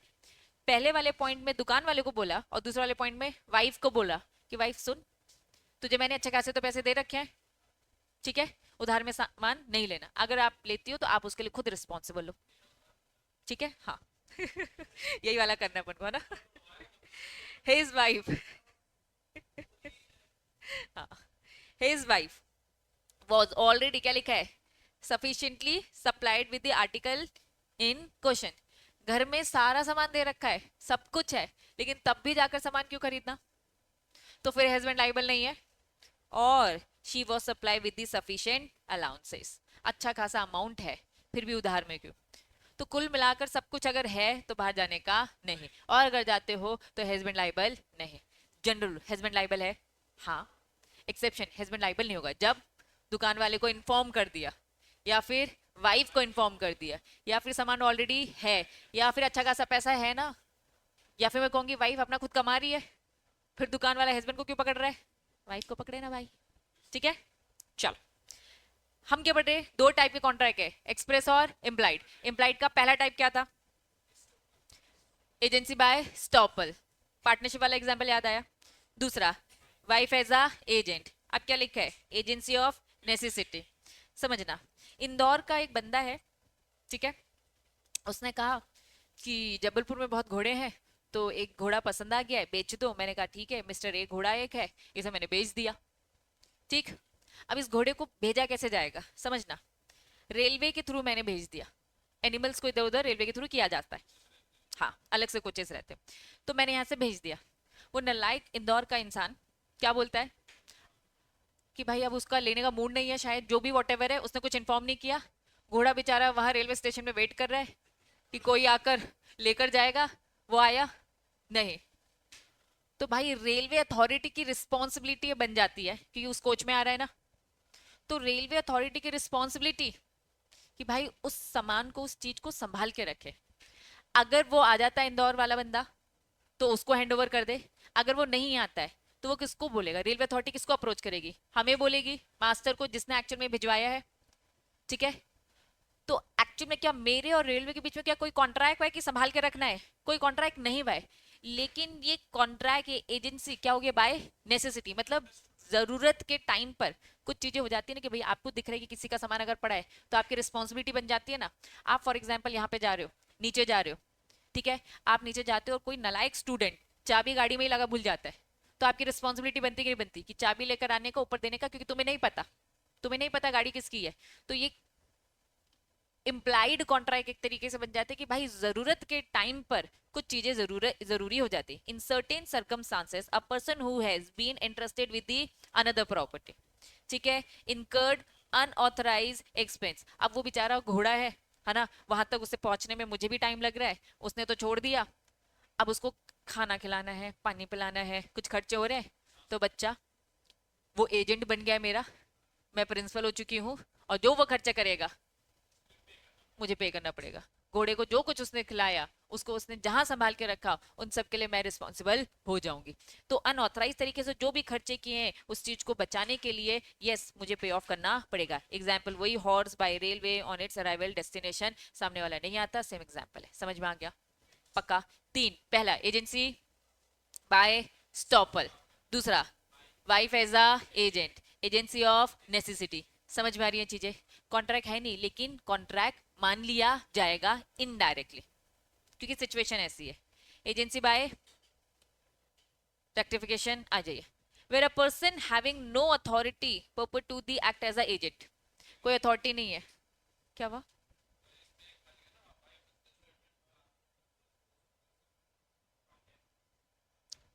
कौन सा वाला? अच्छा, एक छोटा सा। A wife deserted by her husband, example ही दे रखे थे, फोर्स टू, ठीक है, कि भाई हम सेपरेट हो जाएंगे from him, can pledge her husband's credit to buy all necessity of the life according. पढ़ो, मुझे बताओ क्या बोल रहा है।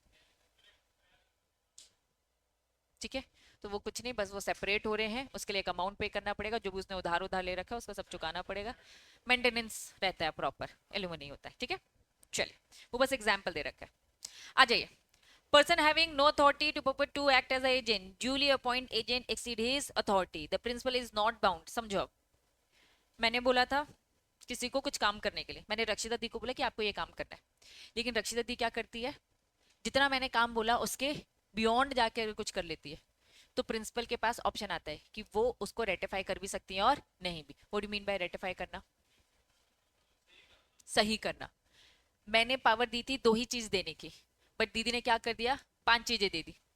ठीक है, तो मेरे पास अब ऑप्शन आएगा, मैं चाहूं तो मैं कहूंगी मैं दो के पैसे दूंगी, पांच के नहीं दूंगी, या फिर मैं चाहूं तो क्या कर सकती हूँ, मैं पूरे पांच के दे दूंगी। The principal is not bound by the contract, उसके और मेरे बीच में कोई कॉन्ट्रैक्ट नहीं है, उसका मेरा कॉन्ट्रैक्ट तो दो चीज का हुआ था। ठीक है, मैं बाउंड नहीं हूं पांच चीजों के लिए ही पे करने के लिए, लेकिन बट द प्रिंसिपल में रेटिफाई, चीजों को क्या कर किया जा सकता है, ठीक किया जा सकता है। मैं बोला है, दैट मींस प्रिंसिपल के पास क्या जाता है, ऑप्शन। अगर मुझे लगेगा कि रक्षिता दी ने इस काम को जो किया है भले के लिए ही किया है, ठीक किया है, जेन्युइन किया, तो मैं इस चीज को सुधार सकती हूँ। कॉन्ट्रैक्ट में दो चीजें लिखी थी, ठीक है, किया कितना, पांच, तो जो उन्होंने तीन काम एक्स्ट्रा कर दिया है उस चीज का कॉन्ट्रैक्ट नहीं है, लेकिन अगर मैंने रेक्टिफाई कर दिया है तो मान लिया जाएगा कि वो इंप्लाइड कॉन्ट्रैक्ट है। समझ में आ रहा है क्या? This is also known as, क्या लिखा है ये, एक्सपोज फैक्टो एजेंसी। बस नाम याद रखना, एजेंसी बाय रेक्टिफिकेशन को हम क्या बोलते हैं, एक्सपोज फैक्टो एजेंसी। ठीक है, ratification is effective only if the following condition are satisfied. Ratification वाला जो कॉन्ट्रैक्ट है ये तब सही माना जाएगा जब ये सारी बातें उसमें होगी। पहला क्या है? हाँ बच्चे, याद आ रहा है? हाँ, उसमें क्या था ये बताओ। हाँ, बैकडेटेड से प्रोटेक्ट किया जाएगा, वो आर्टिकल बोलता था बचाया जाएगा, लेकिन एक्सपोज फैक्टो लॉ का मतलब क्या था, बैकडेट से लॉ लगाया जा रहा था। यहाँ क्या हो रहा है, बैकडेट से बचाया जा रहा है। हाँ, उसमें भी बैकडेट से बचाया और इसमें भी। ठीक है, यहाँ पे क्या बोला था, मैंने दो पावर दी थी, लेकिन रक्षिता दी ने कितने काम किए, पांच किए, तो उस तीन चीज को भी मैं यहाँ पे बचा ही रही हूँ। ठीक है, चल, तो वो कंडीशन क्या है, पहला एक्सप्रेसली लिखा होना चाहिए, एक्सप्रेसली दोनों के बीच में कॉन्ट्रैक्ट होना चाहिए, पहला एलिमेंट। दूसरा, प्रिंसिपल और एजेंट के बीच में जो कॉन्ट्रैक्ट हो रहा है वो कौन होने चाहिए, कॉम्पिटेंट होने चाहिए। नॉर्मल कॉन्ट्रैक्ट की बातें नहीं कर रहे हैं लोग। पहला क्या बोला, कॉन्ट्रैक्ट में सारी बातें लिखी होनी चाहिए। दूसरा क्या बोल रहा है, कॉन्ट्रैक्ट कंपिटेंट लोग के बीच में होना चाहिए, मतलब क्या होना चाहिए, मेजर होना चाहिए, साउंड होना चाहिए, वही जो टर्म्स हमने पढ़े थे। ठीक है, principal at the time of ratification has full knowledge of material facts. अब जब मैं रेक्टिफाई कर रही हूँ तो मैं रक्षिता से पूछूंगी पांच ही काम किया है, कुछ 10 काम किया तो बता दे पहले ही। तो अगर मुझे फुल नॉलेज है, पता चला रक्षिता ने कोई 7 काम किए थे और मुझे नॉलेज में कितना आया, पांच, तो मैंने पांच काम देख के हाँ बोल दिया, पता चला उसने कुछ बातें छुपा के रखी है, तो फिर कॉन्ट्रैक्ट सही नहीं है। ये कॉन्ट्रैक्ट, इंप्लाइड कॉन्ट्रैक्ट सही तब माना जाएगा जब पहला कॉन्ट्रैक्ट हो, दूसरा कंपिटेंट पार्टीज के बीच में हो, तीसरा मुझे पूरी फुल नॉलेज होनी चाहिए। अदरवाइज फ्री कंसर्न नहीं है, अगर कुछ चीजें छुपाई है, हाइड कर रखी है, याद करो हमने पढ़ा था कि कुछ चीजें छुपाई है भाई, पूरा जाना चाहिए। ठीक है, चलो, ratification can not be subject to third party damages, इसके और मेरे की बात हो रही है, किसी थर्ड पार्टी के डैमेजेस की बात यहाँ पर नहीं हो रही है। कुछ पूछ रहे हैं? हाँ, अभी मैंने पांच चीजें देख के हाँ तो बोल दिया है, बाद में मुझे पता चलता है सात बातें थी, तो ये कॉन्ट्रैक्ट वॉइड हो जाएगा, कॉन्ट्रैक्ट ही खत्म हो जाएगा। ठीक है, नेक्स्ट क्या होना चाहिए, कुछ लॉफुल एक्ट क्या होना चाहिए, रक्षिता दी। ठीक है, उसी ने छुपाया था ना। ठीक है, चलिए, समझ में आई बातें। एजेंट दो टाइप के, रिपीट, जैसे पावर ऑफ अटर्नी पढ़ा था ना, पावर ऑफ अटर्नी क्या पढ़ा था, स्पेशल और स्पेशल, सॉरी जनरल और स्पेशल। जनरल क्या था, बहुत सारे काम दिए थे हमने, स्पेशल में क्या दिया था, स्पेसिफिक। सेम यही है, स्पेशल एजेंट और जनरल एजेंट। अगर कोई स्पेसिफिक काम दे रखा है तो फिर हम स्पेशल बोलेंगे, या फिर anything within the territory given to him, बहुत सारे काम दे दिए, दैट वाज जनरल। नालायको इधर ध्यान दो। सब एजेंट क्या होता है, मैंने अपना काम रक्षिता दी से कराया, रक्षिता दी ने अपना काम ओमकार भैया से करा दिया, तो रक्षिता और मेरे बीच में क्या है, मैं प्रिंसिपल और वो एजेंट, और रक्षिता दी एजेंट और ओमकार भाई क्या हो गए, सब एजेंट। बात समझ में आ गई? चलिए हाँ बच्चे, फोर्थ पॉइंट कौन सा, चलो ध्यान दो। इतनी देर क्यों याद आ रही है अपन को, हाँ इतनी देर से क्यों याद आ रहा है, फोर्थ पॉइंट में यहाँ तक पहुंच चुकी हूँ, यहाँ पढ़ाने वाली थी अभी मैं। चलो आ जाओ, रेक्टिफिकेशन वाली बातें पढ़ रहे हैं। पहला क्या बोल रहा है, कॉन्ट्रैक्ट होना चाहिए। दूसरा क्या बोला, पार्टीज क्या होनी चाहिए, कॉम्पिटेंट होनी चाहिए। नेक्स्ट क्या बोल रहे हैं, पूरी बातें पता होनी चाहिए, तब जाके हम रेक्टिफाई कर पाएंगे। Next transparency, very good. Rectification can not be made so as to subject to third party to damage या फिर terminate any right. Third party को लेकर हम कुछ नहीं बोल रहे, उसके नुकसान के लिए हम रिस्पॉन्सिबल नहीं है, हम तो बस अपने बंदे को बचा रहे। लेकिन कल को अगर कुछ दिक्कतें आती हैं तो शायद हम उसे रेक्टिफाई ना करें, हम कहेंगे रक्षिता दी आपने एक्स्ट्रा काम किया, आप उसके लिए खुद रिस्पॉन्सिबल रहोगे। समझ में आया? पक्का? चलिए इंपॉर्टेंट, ये पूरी लिस्ट दिख रही है, एक एक एक एक एजेंट के टाइप्स है, किस किस टाइप के एजेंट होते हैं। ठीक है, सबसे पहला टाइप क्या लिखा है, मर्केंटाइल, मतलब बिजनेस से रिलेटेड जितने भी एजेंट होते हैं, गुड सप्लाई करना। ठीक है, मैंने बहुत सारे फोन बनाए, मैंने तुमको एजेंट बना दिया, जाओ बेचो इससे। ठीक है, तो बिजनेस से रिलेटेड जितने भी एजेंट होते हैं उन्हें हम क्या बोलते हैं। चलिए सेक्शन 2 का सबसेक्शन 9, ये क्या बोलते हैं, सेल्स ऑफ गुड्स एक्ट। कुछ याद आ रहा है? इंडियन कॉन्ट्रैक्ट में पहले sales of goods act matter होते थे, अब इसको अलग से इन्होंने क्या कर दिया, अलग से एक्ट बना दिया। देखो लिखा है एक्ट 1930। चलिए, इन्होंने डेफिनेशन दे रखी है, मर्केंटाइल एजेंट्स वो एजेंट होते हैं हैविंग इन दी, क्या लिखा है, customary course of business such an agent sale, principal के बिहाफ में क्या करते हैं, गुड्स को बेचते हैं, गुड्स को कंसाइन करते हैं, मतलब सेंड करते हैं for the purpose of the sale. This definition cover, mercantile agent के अंदर सारे एजेंट्स और आते हैं। मर्केंटाइल एजेंट के टाइप है, पहला टाइप क्या बताया, फैक्टर, दूसरा क्या बताया, ब्रोकर, फिर क्या बताया, ऑक्शनरीज, फिर क्या बताया, कमीशन एजेंट। ये इसके अंदर के टाइप है। तो मर्केंटाइल एजेंट समझ में आया, इसके अंदर के टाइप्स अब हम पढ़ रहे हैं। पहला टाइप आपको क्या दिख रहा है, फैक्टर। ठीक है, अब देखो फैक्टर, नॉर्मल फैक्टर भी आप जानते हो कि बहुत सारे फैक्टर्स ध्यान रख के डिसीजन लेना, ये वो वाला फैक्टर नहीं है। यहाँ फैक्टर एक एजेंट का टाइप है। फैक्टर क्या है, एक तरीके का एक टाइप ऑफ मर्केंटाइल एजेंट है, बिजनेस से रिलेटेड, जिसे प्रिंसिपल ने अपॉइंट कर रखा है, क्या काम करने के लिए, गुड्स को बेचने के लिए। लेकिन गुड्स किसके पास रहेंगे, इन हिज पोजेशन। समझो अब, मैं मर्केंटाइल एजेंट, ठीक है, का एक टाइप हूं, कौन सा टाइप हूं, फैक्टर। फैक्टर के पास, फैक्टर एजेंट एक, इस एजेंट के पास क्या रखे, गुड्स मेरे पोजीशन में रखे। मैंने अपनी एक दुकान खरीदी, उस दुकान में क्या रखे, सारे के सारे माल भर के रखे। Position, contract to buy goods for his principal, कोई भी कस्टमर आएगा मैं उसके साथ कॉन्ट्रैक्ट करूंगी और माल बेच दूंगी, और जितना पैसा आएगा क्या करूंगी, किसको दूंगी, प्रिंसिपल को दूंगी, क्योंकि मैं तो एजेंट हूं। He is apparent owner, apparent मतलब कस्टमर को नहीं पता कि रियल ओनर कौन है, कस्टमर के लिए तो ओनर कौन है, मैं ही हूँ। मैं अपने गोदाम से अगर माल निकाल के तुम्हें दे रही हूँ तो तुम्हें क्या लगेगा, ओनर मैं हूँ, लेकिन एक्चुअल में ओनर कौन है, कोई और है। लेकिन कस्टमर के सामने क्या प्रिडिक्ट होगा, मैं ही ओनर हूँ। Can sell them in his own name, मैं माल भी बेचूंगी तो अपने नाम से बेचूंगी, अपने बिल से बेचूंगी। Receive payment for the goods, जितना पैसा आएगा मेरे पास आएगा। He has insurable interest in the goods, also a general lien in the respect, मैं अपना पैसा कमीशन काट के प्रिंसिपल को सब पैसा रिटर्न दे दूंगी, क्योंकि मैं भी तो एक सर्विस दे रही हूँ, मेहनत कर रही हूँ, तो पैसा कट करके मैं दे दूंगी। बात समझ में आ गई? फैक्टर एक एजेंट होता है, जो एजेंट माल अपने पास ही रखता है। कस्टमर के सामने क्या प्रिडिक्ट होता है कि मैं ही मालिक हूँ, पैसे वो उसी को ही देता है, उसी के नाम पे बिल आता है, और जो पैसा आएगा मैं उसमें से फैक्टर एज अ एजेंट का जितना कमीशन बनता है सब काट कर रिटर्न मैं अब किसको दे दूंगी, प्रिंसिपल को दे दूंगी। पहला फैक्टर समझ में आ गया। दूसरा, अब टाइप थोड़ा सा चेंज है, ब्रोकर भी एक एजेंट है। ब्रोकर एक मर्केंटाइल एजेंट है, whose ordinary course of business to make contract with the other parties for the sale and purchase of the goods and security of which is not interested with the possession. Difference समझो. अब मैं दूसरे type का agent हूं. अगर customer ने बोला मुझे माल चाहिए, तो मैं कहूंगी माल मेरे पास रखा नहीं है, माल मैं कहीं से बुलवाऊंगी. मतलब रखा किसके पास है? प्रिंसिपल के पास. फैक्टर और ब्रोकर वाले एजेंट में डिफरेंस समझ में आ रहा है? फैक्टर में क्या है? मेरी ही दुकान, मेरे पास माल रखा है, मुझको ही पैसे दो, मैं ही सब कुछ करूंगा. और ब्रोकर वाला एजेंट क्या हो रहा है?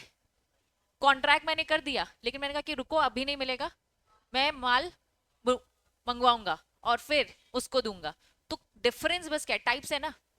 अब प्रिंसिपल जमाने भर में, मैं एक कंपनी हूँ, कंपनी प्रिंसिपल है, वो जमाने भर में अपने एजेंट को रखती है, तो अलग अलग लोगों से अलग अलग टाइप के कॉन्ट्रैक्ट, किसी के पास माल रखने वाला एजेंट बना देती है और किसी को क्या, बिना माल वाला एजेंट बना देती है. यहाँ तक चीजें क्लियर है?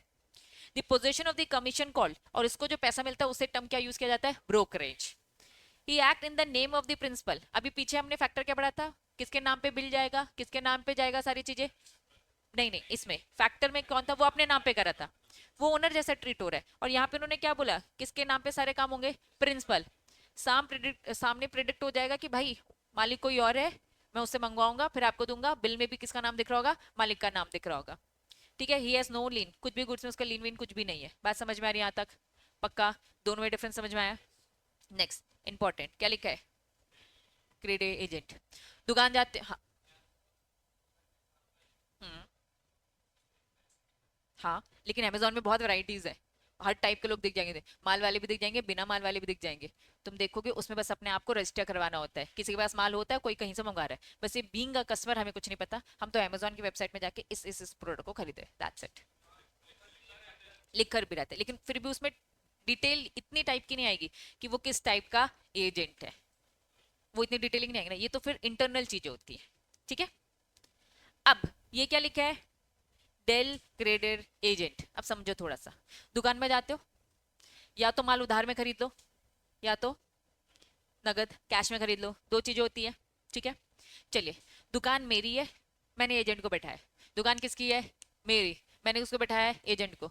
एजेंट को साफ बोल दिया, भाई सुन, उधार में माल मत देना. क्यों नहीं देना उधार में माल? क्योंकि उधारी खा जाते हैं लोग, उधारी वापस निकलवाना बहुत टास्क होता है. ठीक है. तो मैंने साफ बोला, मालिक ने साफ एजेंट को बोला, और एजेंट फिर वैसे करेगा. एजेंट ने 1 महीना दुकान चलाया, 2 महीना चलाया, 3 महीना चलाया. ठीक. फिर एजेंट ने बोला कि दी सुनो ना, लोग ना उधार में माल बहुत खरीदने आते हैं, अब क्योंकि मैं उधार में माल नहीं देता हूँ तो हमारा बहुत लॉस हो रहा है.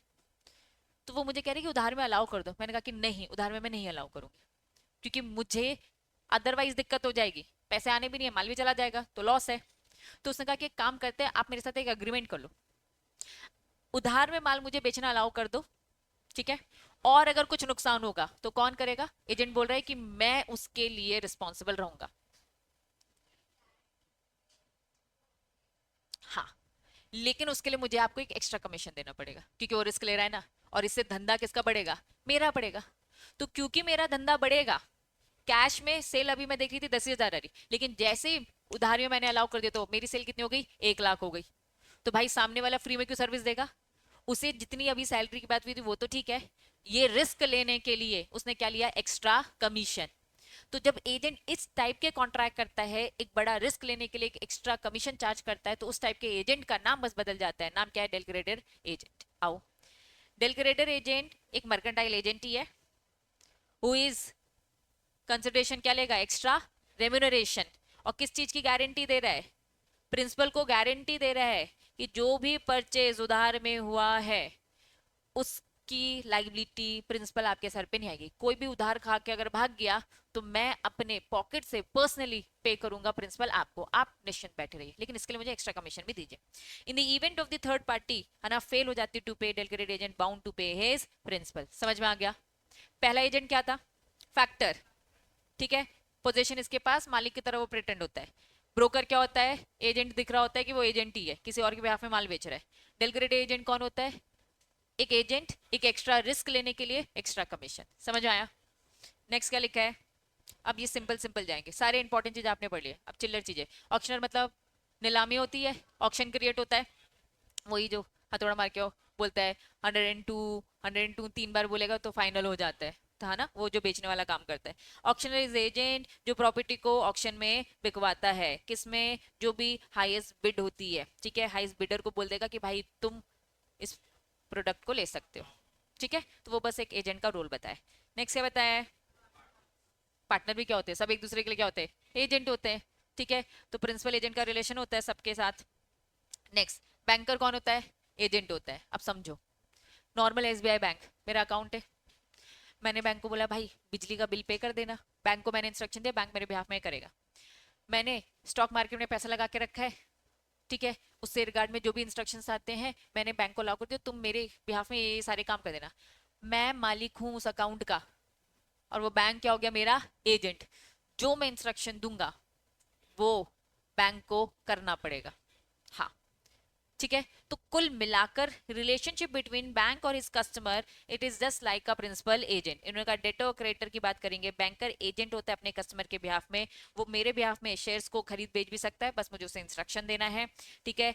चेक्स भी कलेक्ट कर सकता है, डिविडेंड जो कंपनी दे रही है वो मेरे बिहाफ में कलेक्ट करेगा, बिल्स हो गया, प्रोमिसरी नोट हो गया, ऑन बिहाफ ऑफ कस्टमर। कुल मिलाकर बैंक में हमारा एजेंट है, क्योंकि वो हमारे इंस्ट्रक्शन सुनता है और सुनने के हिसाब से सारे काम करता है। वही जो ईएमआई भी होती है, ठीक है, किस्त मेरे हर महीने की इतनी इतनी तारीख को काट लेना, तो वो ये भी कर रहा है हमारे बिहाफ में। समझ गए क्या, पक्का, सारे टाइप समझ गए। अब जनरल चीजें, एक एजेंट की क्या क्या ड्यूटीज होगी, एजेंट क्या क्या काम करता है, जितना काम बोला है उतना ही करना, उससे अगर ज्यादा कर दिया तो प्रिंसिपल के पास ऑप्शन है, रेक्टिफाई कर भी सकता है और नहीं भी। चलो क्या लिखा है, एब्सेंस ऑफ एक्सप्रेस इंस्ट्रक्शन, तो क्या लिखा है, पहला पॉइंट तो समझ में आया ना, पहला क्या बोल रहा है, जितना स्कोप मतलब जितनी अथॉरिटी दी है कि भाई ये चार काम करना है तो चार ही करना है, उससे एक ज्यादा नहीं कर दिया तो पढ़ चुके हैं अपन कि भाई रेक्टिफाई हो भी सकता है नहीं भी, ये प्रिंसिपल की मर्जी। बी पॉइंट क्या बोलता है, अगर प्रिंसिपल ने इंस्ट्रक्शन देना भूल गया है, फॉर एग्जाम्पल आज तुम्हारा टेस्ट है, मैं रक्षिता दी को बताना अगर भूल गई हूँ कि भाई टेस्ट है तुम्हारा, इन केस अगर मैं इंस्ट्रक्शन देना भूल गई हूँ, तो उन्होंने कहा कि क्या फॉलो करना, कस्टम, जो काम जैसा होता है उसे वैसा ही लिया जाएगा। तो टेस्ट बोला था, है ना, तो टेस्ट होके ही रहेगा, ठीक है। तो कुल मिलाकर जो चीजें चल रही है, मैंने कहा कि हर क्लास में हमने टेस्ट बोला, एक बताना भूल गई, तो भाई जो चीजें जैसी चली आ रही है ना, तो वही कस्टम को हमें फॉलो करना पड़ेगा। Next, do the work with the reasonable skills and diligence. आप एजेंट हो, अपना बेस्ट करो, ठीक, डिस्क्लोज करो मटेरियल इंफॉर्मेशन, कुछ भी चीजें इधर उधर होती है आपके काम करते करते, क्योंकि प्रिंसिपल तो घर बैठा है, मास्टर तो घर बैठा है, एजेंट उसके बिहाफ में काम कर रहा है, तो एजेंट को काम करते करते अगर कोई इंपॉर्टेंट इन्फॉर्मेशन मिलती है तो उसकी रिस्पॉन्सिबिलिटी है कि वो इन्फॉर्मेशन जितनी जल्दी हो सके अपने प्रिंसिपल को बताए। नॉट डिस्क्लोज क्या लिखा है, प्रिंसिपल के कॉम्पिटिटर को भाई मत डिस्क्लोज करो इसके सीक्रेट्स, ठीक है। Not allow his interest to conflict with his duty, क्या बोला, ऐसा कोई काम मत करो, है ना, पता चला खुद बैठ नहीं रहा है किसी और को बैठा रहा है, या फिर मालिक का माल नहीं बेच रहा है किसी और का माल बेच रहा है, तो ऐसी कोई हरकत मत करो जो क्या करे बच्चा, कॉन्फ्लिक्ट होती हो। समझ में आ रही है, पक्का पक्का। ये तो जनरल बात है, क्या लिखा है, अकाउंट सही बनाओ, है ना, पैसे मिले 100 रुपए, दिखा 50 रहे हो, ठीक। नॉट मेक, क्या लिखा है, सीक्रेट प्रॉफिट्स नहीं, कमीशन खा के कुछ और भी करे, दूसरे कॉम्पिटिटर का भी माल रख लिया यहाँ पर, प्रिंसिपल तो आता नहीं है देखने, ठीक। Agent must not delegate is authority to sub agent. मैंने रक्षिता दी को बोला काम करने को, और दीदी ने अपना काम टालने के लिए किसको दे दिया, ओमकार भैया को, तो भाई मत करो ठीक है। चलो, एक्सेप्शन है सब एजेंट, समझो। जनरल रूल, अगर काम मैंने रक्कू को दिया है तो रक्कू ही ये काम करेगी, ओमकार भैया नहीं। लेकिन टर्म्स एंड कंडीशन में ये मैंने पहले बोल देना चाहिए था कि रक्षिता तुम ही करना, भैया से मत कराना, तो फिर रक्षिता ही करेगी। लेकिन मैंने अगर ऐसा नहीं बोला है तो रक्षिता दी ओमकार भाई से काम करवा सकती है। तो कुल मिलाकर सारी चीजें टर्म्स एंड कंडीशन के अकॉर्डिंग होती है, लिखा है तो नहीं करा सकते, अगर नहीं लिखा है तो करा सकते, इसलिए टर्म्स एंड कंडीशन बहुत सोच कर बनानी पड़ती है, ठीक है। चलिए एक्सेप्ट में, एजेंट में डेलीगेट, वो काम करवा सकता है, डेलीगेशन इज अलाउड, प्रिंसिपल ने बोला था रक्षिता ओमकार भैया भी है नहीं तो ओमकार भैया से करवा लेना, मैंने बोला ना, ठीक है। नेक्स्ट क्या लिखा है, काम ही ऐसा है भैया ही कर सकते हैं, कोई स्ट्रेंथ वाला काम था भाई, रखू नहीं कर सकती, भैया ही कर सकते हैं, ठीक है। Next, delegation essential for a proper performance, अगर काम अच्छे से करवाना है तो वही सही पर्सन है, इसलिए ऐसे हम पढ़ रहे हैं कि जनरल रूल अगर बोला गया है एजेंट को तो सब एजेंट से नहीं करेगा, लेकिन सब एजेंट भी काम कर सकता है, तो उसके एक्सेप्शंस। इमरजेंसीज थी, इस कारण से ऐसा हुआ। Nature of the work purely क्या लिखा है, मिनिस्ट्रियल, मतलब काम ही ऐसा है, उसका नेचर ही ऐसा है कि कोई और नहीं कर सकता था, इस कारण से करवाना पड़ा। और principal know the agent intend to delegate, मुझे पता ही था ये काम उनसे ही होगा, रक्षित दी उन्हीं से करवाएगी, तो नोन था, तो ये सारी चीजें अलाउड है। समझ में आ रही है? पक्का बोलो। चलिए क्या लिखा है, राइट ऑफ एजेंट।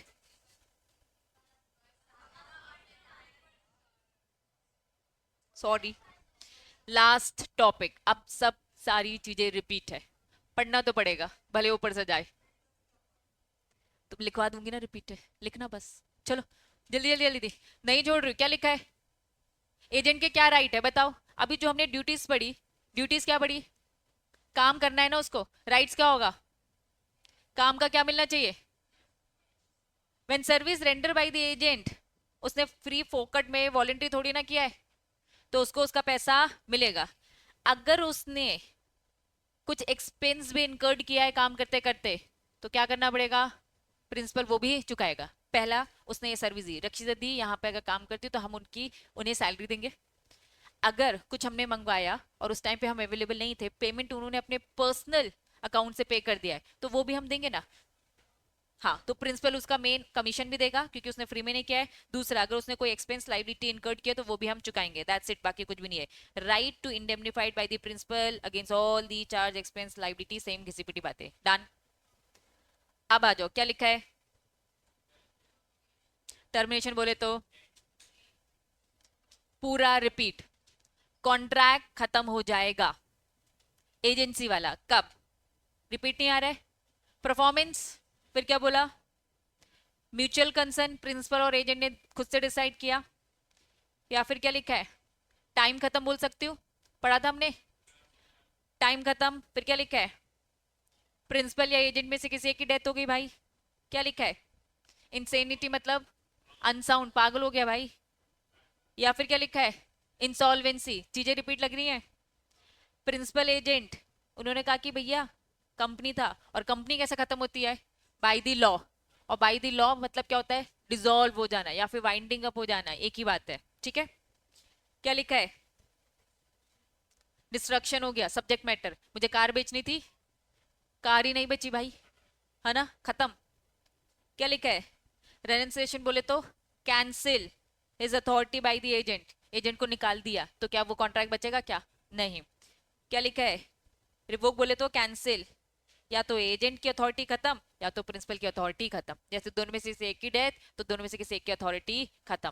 तो ये पूरा का पूरा क्या है, रिपीट, तो ऐसा रिपीट लिख दो नालायको। ई कॉन्ट्रैक्ट क्या होगा, इलेक्ट्रॉनिक, आए दिन कॉन्ट्रैक्ट करते रहते हो, कोई भी ऐप डाउनलोड करते हो प्ले स्टोर से, है ना, चलाते हो यूट्यूब, चलाते हो गूगल, हर हमेशा जब आई अग्री बोल देते हो ना, तो तुम्हारा अग्रीमेंट हो गया है। इलेक्ट्रॉनिक कॉन्ट्रैक्ट पेपर बेस्ड नहीं है, इलेक्ट्रॉनिक फॉर्म में, सारी चीजें रिपीट है। आओ फटाफट, पहला होता है ऑफर, वो ऑफर देते हैं आई अग्री करो, तुम आई अग्री करते ही क्या कर देते हो, एक्सेप्ट, तो पहला क्या लिखा है ऑफर, दूसरा क्या लिखा है एक्सेप्ट, क्या लिखा है लॉफुल कंसिडरेशन, कंसिडरेशन में तुम्हें क्या मिलता है, कभी कभार कुछ पेड भी रहता है, कभी कभार पेड नहीं होता है, तुम्हें उसकी सर्विस मिल रही होती है, फ्री में कुछ ले रहे होते हैं आप, ठीक है। लीगल राइट क्रिएट होना चाहिए, कॉन्ट्रैक्ट इनके बीच में होना चाहिए कॉम्पिटेंट। जब भी कुछ भी आप खरीदते हो या अपने फोन में अपनी ईमेल आईडी तुमने बनाई होगी, तो हमेशा तुम माइनर नहीं थे, तुमने मेजर ही दिखाया होगा अपने आप को। फेसबुक इंस्टा इन सब में जब बनाया, तो अगर माइनर है तो वो एक्सेप्ट ही नहीं करता है, तुम जानबूझ के अपनी गलत ईयर बताते हो ताकि उनकी नजरों में मेजर दिखो, अदरवाइज बहुत सारी चीजें इधर उधर हो जाती हैं। हाँ, नहीं तो पेरेंटल चीजें देनी पड़ती है, तो जितने, तो मतलब माइनर में बनाओगे तो पेरेंट्स की चीजें आ जाएंगी। हाँ, फिर उनके गाइडेंस में होते हैं, अगर आपकी एज हो गई तो आपकी फिर पर्सनल सेपरेट हो सकती है। तो साफ यहाँ पे लिखा है कॉम्पिटेंट कॉन्ट्रैक्ट, क्योंकि कोई भी चीज अगर आपके साथ हो रही है तो वो फिर लाइबल हो जाएंगे ना। माइनर के साथ तो कॉन्ट्रैक्ट क्या होता है, गलत होता है, तो वो तुम्हें मेजर मान के चल रहे हो, तुमने गलत एज खुद ही से लिखी होगी देखना, अदरवाइज वो ऐप ही तुम्हें नहीं मिलने वाला, और वो तुम एक बार में फोन में ही फीड कर देते हो तुम्हारी एज, इसलिए सारी चीजें डायरेक्टली मिल जाती है। फ्री कंसर्न होनी चाहिए, किसी ने मार पीट के तो तुम्हें आई एग्री करवाया नहीं था। ऑब्जेक्ट क्या होना चाहिए, लॉफुल होना चाहिए, और पॉसिबिलिटी ऑफ द परफॉर्मेंस होनी चाहिए। क्या रिपीट नहीं है ये, बोलो। तो कुल मिलाकर चैप्टर का कोर क्या है, मेन इंपॉर्टेंट एलिमेंट्स यही है। ठीक है, अब स्टार्ट, फटाफट मुझे टॉपिक्स बस बताना। सबसे पहले हमने कॉन्ट्रैक्ट चालू किया, क्या पढ़ा था, इंट्रोडक्शन। क्या पढ़ा था इंट्रोडक्शन में, ऑफर। Very good. हमने सबसे पहले समझा था ऑफर और एक्सेप्टेंस दोनों मिला के क्या बनता है, प्रॉमिस। प्रॉमिस के साथ क्या ऐड किया, कंसिडरेशन, तो क्या बनता है, अग्रीमेंट। अग्रीमेंट के साथ एनफोर्सेबिलिटी या फिर ऑब्लिगेशन ऐड किया तो क्या बनता है, कॉन्ट्रैक्ट। सारे एग्रीमेंट कॉन्ट्रैक्ट होते हैं, वही वेट करी थी मैं। सारे एग्रीमेंट कॉन्ट्रैक्ट होते हैं, सारे कॉन्ट्रैक्ट एग्रीमेंट होते हैं। तो कॉन्ट्रैक्ट ज्यादा अच्छा होता है कि एग्रीमेंट, कॉन्ट्रैक्ट ही होगा ना, क्यों, क्योंकि अच्छा तू क्या धोखा देने वाला है क्या, इसीलिए उसी एंड में जा रही है ना। धोखे देने वाले के लिए तो भैया अग्रीमेंट सही है ना, क्योंकि वो एनफोर्सिबिलिटी नहीं चाहता है ना। हम तो लॉयर है ना भाई, क्या सजेस्ट करेगा, दोनों करना है। टूटना भी पता होना चाहिए, ताकि सामने वाला तो ऐसा नहीं कर रहा तुम्हारे साथ, दोनों चीज तो नॉलेज होनी चाहिए। ठीक है, लेकिन यहाँ तो एग्जाम में तो फेवर में बातें बताएगा ना, अगेंस्ट में तो नहीं है। ठीक है, चलो। फिर उसके बाद हमने क्या पढ़ा, वैलिड कॉन्ट्रैक्ट। और वैलिड कॉन्ट्रैक्ट में कुछ एसेंशियल एलिमेंट्स पढ़े थे। अगर एसेंशियल एलिमेंट्स है तो वो कॉन्ट्रैक्ट क्या है, वैलिड। एक भी मिसिंग होता है तो, फ्री कंसर्न वाला मिसिंग होता है तो वॉइडेबल। चीजें याद आ रही है। इलीगल क्या होता है, जिसमें पनिशमेंट मिलेंगे, मतलब जो लॉ अलाउ नहीं करता, एक टर्म था फॉरबिडन बाय लॉ। अगर लॉ कुछ भी फॉरबिड करता है, अलाउ नहीं करता है, अगर आपने ये काम कर लिया, दैट मीन्स आप क्या कर रहे हो, इलीगल कॉन्ट्रैक्ट कर रहे हो। ठीक है, चलिए। फिर हमने ये सारी चीजें पढ़ी, और इन सारी चीजें पढ़ने के बाद हमने छोटी छोटी छोटी चीजें पढ़ी डिटेल में, ऑफर एक्सेप्टेंस, ये सारी चीजें पढ़ी। इनको खत्म करने के बाद हमने आज पढ़ा इंडेमनिटी कॉन्ट्रैक्ट। क्लिक हो रहा है, किसके बीच में होता है इंडेमनिटी कॉन्ट्रैक्ट, इंडेमनीफायर और इंडेमनीफाइड होल्डर। सिंपल टर्म में बोलूं तो डेटर और गारंटर। ठीक है, गारंटी कॉन्ट्रैक्ट क्या होता है, जिसमें तीन लोग इन्वॉल्व होते हैं, गारंटर, बैंक, और बैंक जिसे पैसा दे रहा है, डेटर। ठीक, मेन उन्हीं के बीच में होता है, लेकिन किसके बिहाफ में मिलता है, प्रिंसिपल डेटर। ठीक है, चलिए। फिर उसके बाद हमने क्या पढ़ा, एजेंसी के कॉन्ट्रैक्ट्स, प्रिंसिपल एजेंट का कॉन्ट्रैक्ट, और अलग अलग टाइप के हमने कॉन्ट्रैक्ट पढ़े, और अलग अलग एजेंट भी पढ़े। क्या फैक्टर एजेंट याद आ रहा है, बताओ फैक्टर एजेंट क्या था। और किसी को पता ही नहीं चलता है कि वो ओनर है या फिर एजेंट, और ऐसे बहुत सारे एजेंट मार्केट में घूम रहे होते हैं। हाँ, और उसके बाद ब्रोकर कौन होता है, जो समझ में ही आ जाता है कि भाई ये तो एजेंट है। ठीक है, देन डेलग्रेडे एजेंट क्या था, डेलग्रेडे एक्स्ट्रा रेम्यूनरेशन मांगता है फॉर दी एक्स्ट्रा रिस्क। समझ में आ गया, पक्का। मर्केंटाइल क्या था, मर्केंटाइल एजेंट, उसी के तो टाइप पढ़ रहे थे ये सब, बिजनेस से रिलेटेड। ठीक है, चलिए। ई कॉन्ट्रैक्ट क्या है, जो भी कॉन्ट्रैक्ट इलेक्ट्रॉनिकली हो रहे हैं, दैट वाज ई कॉन्ट्रैक्ट। और सारी चीजें रिपीट रिपीट रिपीट रिपीट, यहाँ पे पूरा चैप्टर होता है ओवर।